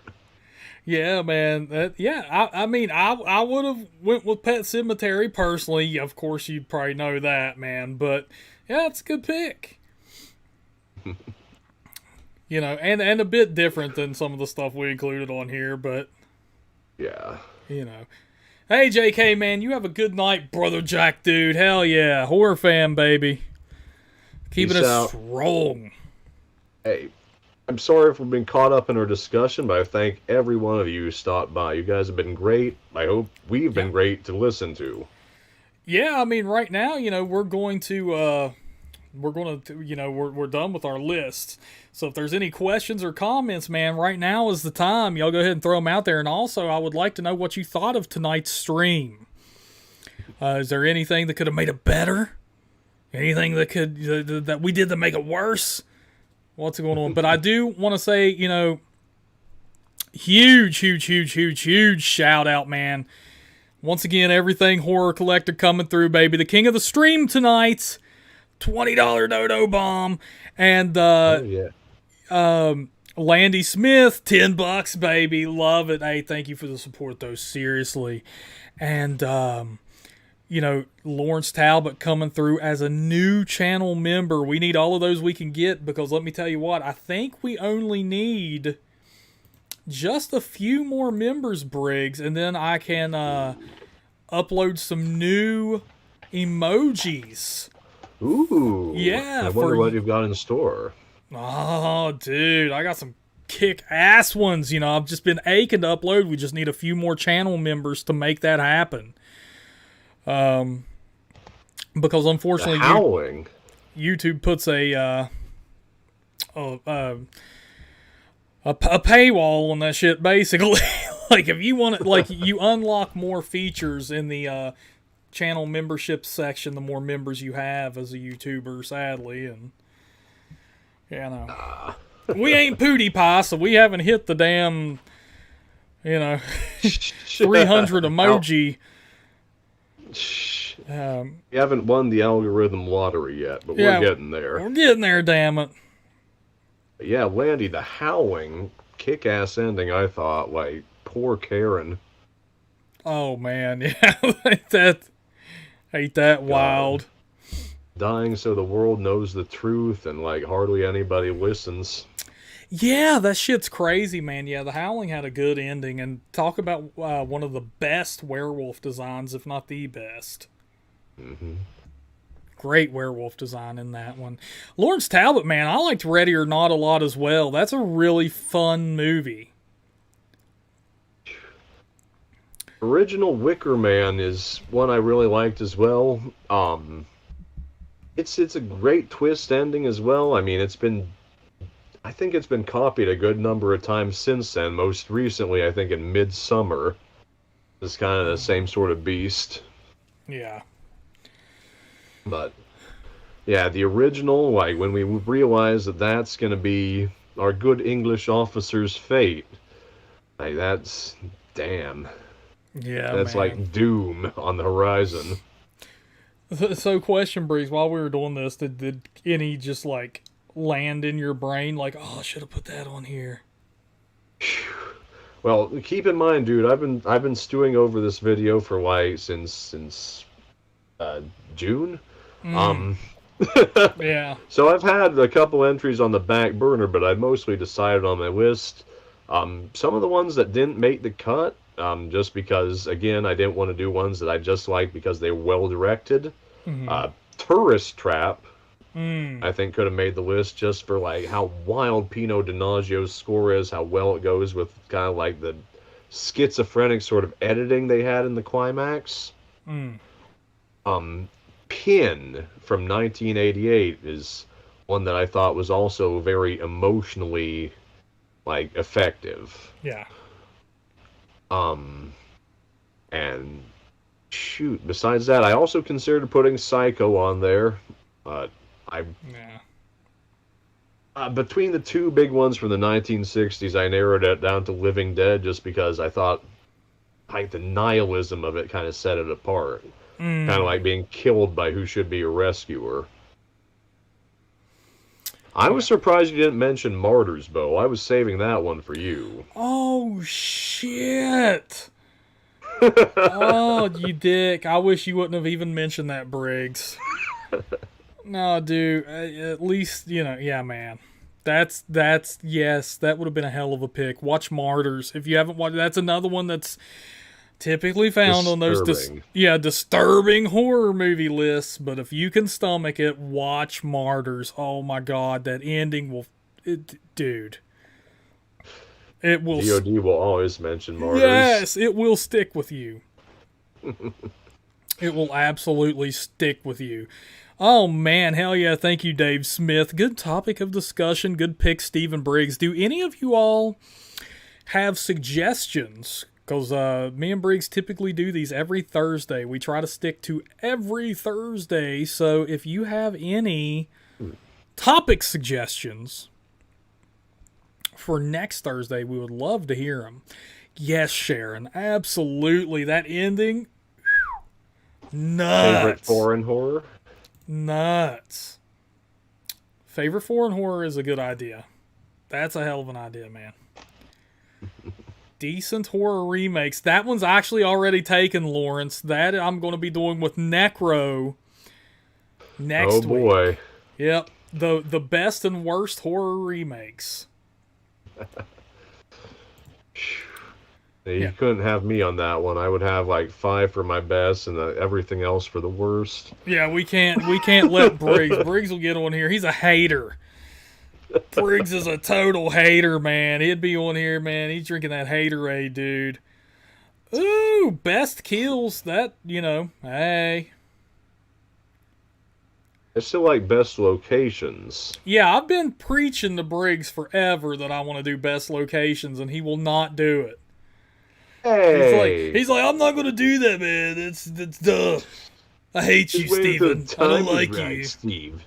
I don't like you, Steven. We're not Well, going you're pushing it, Steven.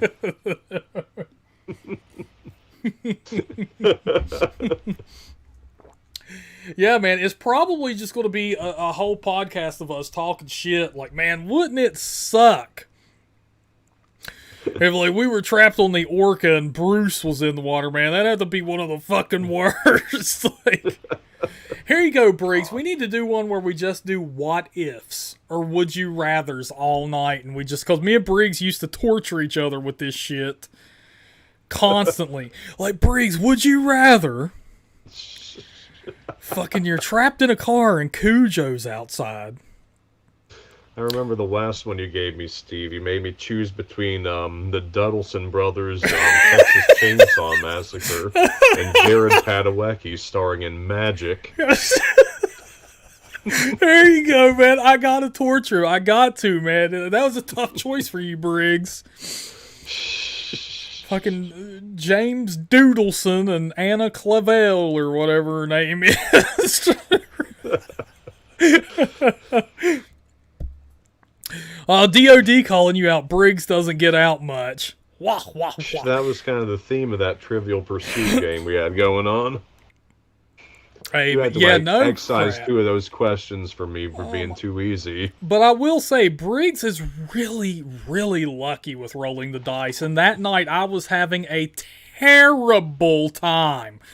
Like, everybody else was out on the board. I was still trying to get out of the fucking center. Like, Briggs is over there. He has like 2 pies, and I'm still whittling my ass out of that center space, man. Like, come on.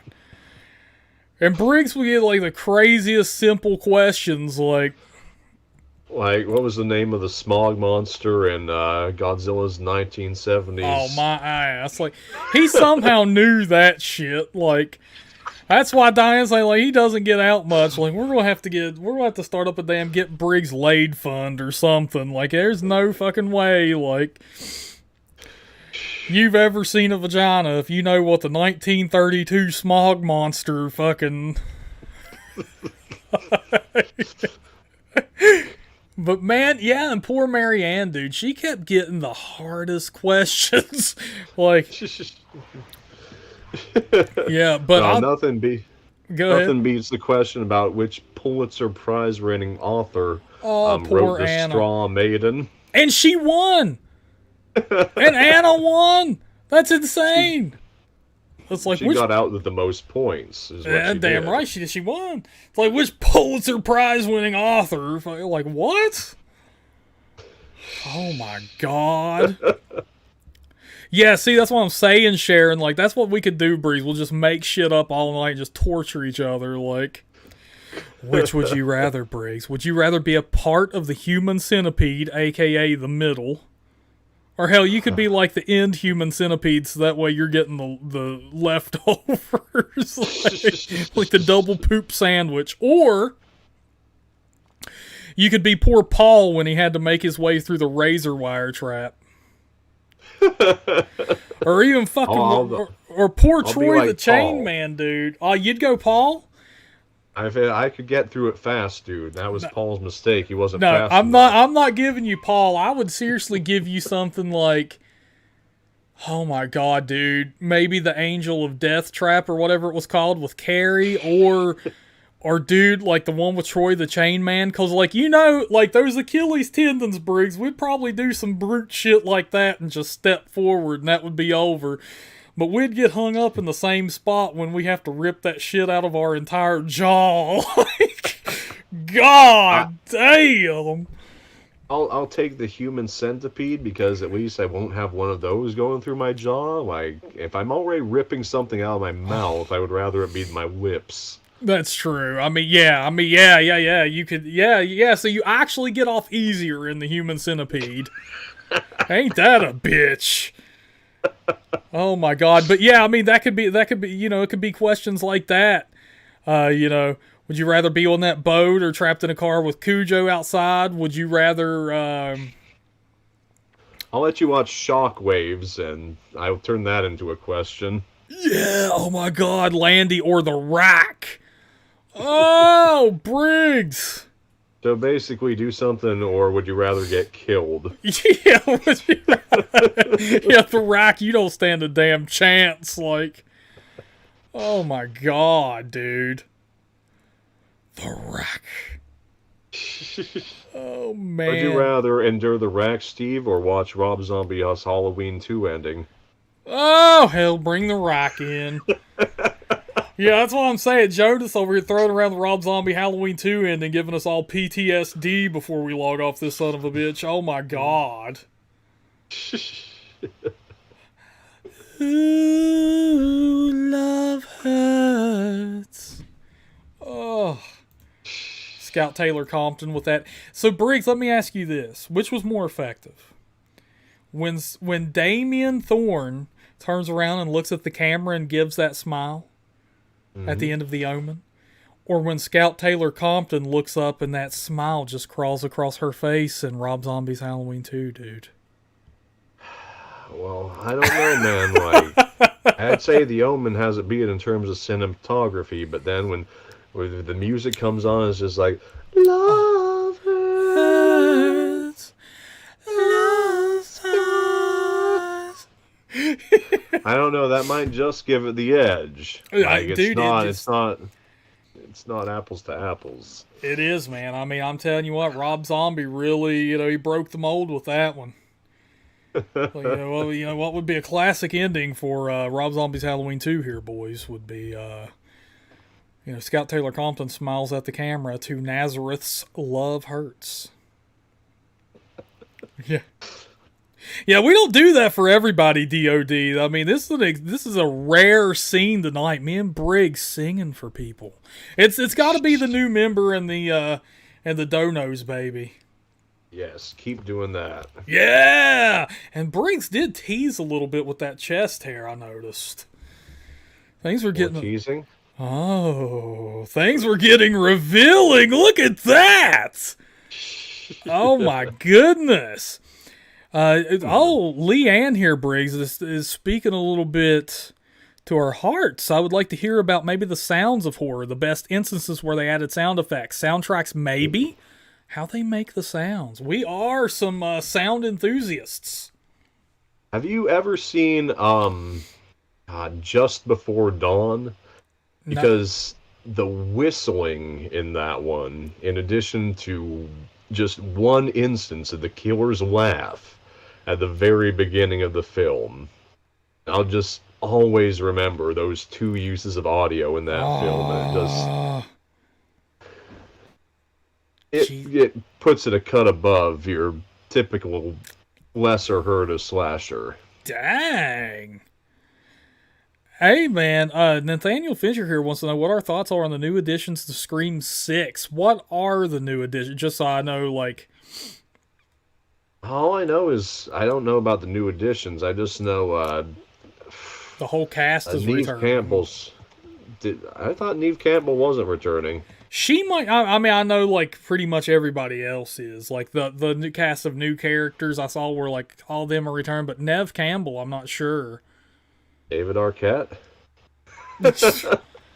God. Would you be surprised if they brought him back? Oh, God, he just comes in and has more severe nerve damage. Oh, so it is casting. I'm not sure, Nathaniel. I mean, there's so many... They added so many new characters and all that in Scream 5 that it's like, cool. What I mean, that's, I thought it could have ended with Scream 5, honestly. Or at least could stand a break for a little while. What are you talking about, Briggs? I thought it could have ended with Scream 1. Well, there's that, too. But no, man, yeah, it should have, ended with, like, I don't know, man. Hey, I would have given them the trilogy. Like, hell yeah, man. Y'all take that trilogy and enjoy it. And then they decided to make the 4 and then the 5. And oh yeah, Dave Smith, the Scary Movie parodies kind of ruin Scream for you. After you've seen Scary Movie, they totally dick you for future viewings of Scream. People have that effect with Austin Powers and the older James Bond movies. They haven't with me because I haven't seen the old James Bond movies, so... Well, tell me what you think of them if you've seen all the Austin Powers ones already. I've seen the first and the second Austin Powers. But I could probably get into it, man. Watching the James Bond movies, I need to do that. I know it has Carolyn Monroe as one of your girls, so... I know she's a Bondie. She's in, like, The Spy Who Loved Me for about 10-15 minutes. Ooh. Let's see here. Landy Smith says, best Tales from the Crypt episodes. If you haven't done that yet. We haven't done that yet, but we have done Briggs did a darkest Tales from the Crypt episodes video, which is a really great video. So I would highly suggest checking that out. But yes, that would be a good podcast topic as well. We both love Tales from the Crypt. We could sit here and talk about it all night, I'm sure. I need to rewatch it. Like, you got me into that. I've gone through the series once, but it was with you. Oh. Oh no, the porn bots are back. Ah. How we need to get rid of them. Goodbye, porn bots. Wait, what? Oh, you got it. You hit it. Yeah, get out of here. Get out of here. This is a Christian server, ain't that right, Briggs? Absolutely. As PewDiePie would say. Yeah, man. So Nathaniel Finch says, I've seen all the screams in the theater and feel that Nev will be back for 7 with Stu and end up being the mastermind / final killer. That would be the Dr. Gordon moment of the series, wouldn't it? Yeah. Yeah, totally. Yeah, hell yeah, man. Oh, Dave Smith's best Friday the 13th series shows the boxing gloves. Are we talking about Julius? Or are we talking about the actual? We're talking about Julius. Yeah, I hope so. Go up there and hit Jason with so many fucking lefts, he was begging for a right. I haven't seen the Friday the 13th series in a very long time. You could be talking about those, couldn't you? They might have had an episode about boxing gloves. Yeah, I would love to go back and rewatch those. I wonder where the hell you can watch those. I know Screambox picked up all of the Freddy's Nightmares. Cool. But oh man, what a night, Briggs. Landy Smith, Lawrence Talbot, everything Horror Collector coming through supporting the channel. I appreciate the hell out of it, man. Thanks to everybody. Dave Smith, Sharon Nyberg. Are you and Landy related, Dave? That is a good question, Briggs. Man, I appreciate y'all coming through and staying with us this whole time, being a part of the horror fam. All you gotta do is hit that subscribe button. You become part of the horror fam, baby. We were strong in here tonight, Briggs. So strong. Oh, yeah. So strong. Thank you all for the turnout. Yeah. And as always, I will... Yeah, that's cool, man. Heck yeah. Neato. Yeah. As always, man, we will be back next Thursday. Me and Necro have another podcast coming up on Tuesday. We're going to be talking about the best and the worst remakes. Oh, I can't wait to see what kind of BS you give us this time. Yeah, I'll get out of here, Briggs. You Debbie Downer. Yeah, Jonas. Hell yeah, man. Hey, love you, Jonas. I'm going to be hitting you up via the text after this, just to shoot the shit, man. Yes, Leanne, we will be here every Thursday at 8 p.m. Eastern. Mm-hmm. Always. All right, Breeze, I gotta drop my Reagan emoji one more time, just kind of flex a little bit there. That's the Bo trademark. Maybe if we get 150,000 more subscribers, you can also get a Mr. Tedums emoji for Dr. Briggs. Yeah, man, we just need a few more channel members, Briggsy, and then we unlock more emojis as a whole. So we can get you JP. Mr. Tedums. What the fuck is a Mr. Tedums? You don't know Mr. Tedums? Hell no. What is that, some Five Nights at Freddy's shit? It's a little character that I draw all the time. Aww. Is it Grizzly Bear from Demonic Toys? Shoot, they could be related. Ooh. Hey, thank you, JP. Hey, man, thanks for coming in tonight, dude. Hell yeah. Every Thursday at 8 p.m. Eastern, 6 p.m. Mountain, baby. Yeah, we could have a Tedums emoji, man. Yeah. Yeah, we just, I don't know how many more. I have to look into it, but I know it's just a few more. It's, can't remember, how many members you need, but yeah, set that alarm, Leanne. We can make it happen, man. Love to see. And keep in mind, Tuesdays. Tuesday, I'm doing another one with Necro. Best and worst horror remakes. Oh, yeah. But oh yeah, Briggs, unless something comes up, we're always here. Mm-hmm. Always. You know, I had some filming to do this past week, so we didn't get to quite make it, Briggsy, and you were traveling to me. Oh yeah. So That would have been a little unwieldy trying to stream in the car. especially with our rough ass roads out here, man. I know you know what I'm talking about too. I know you're.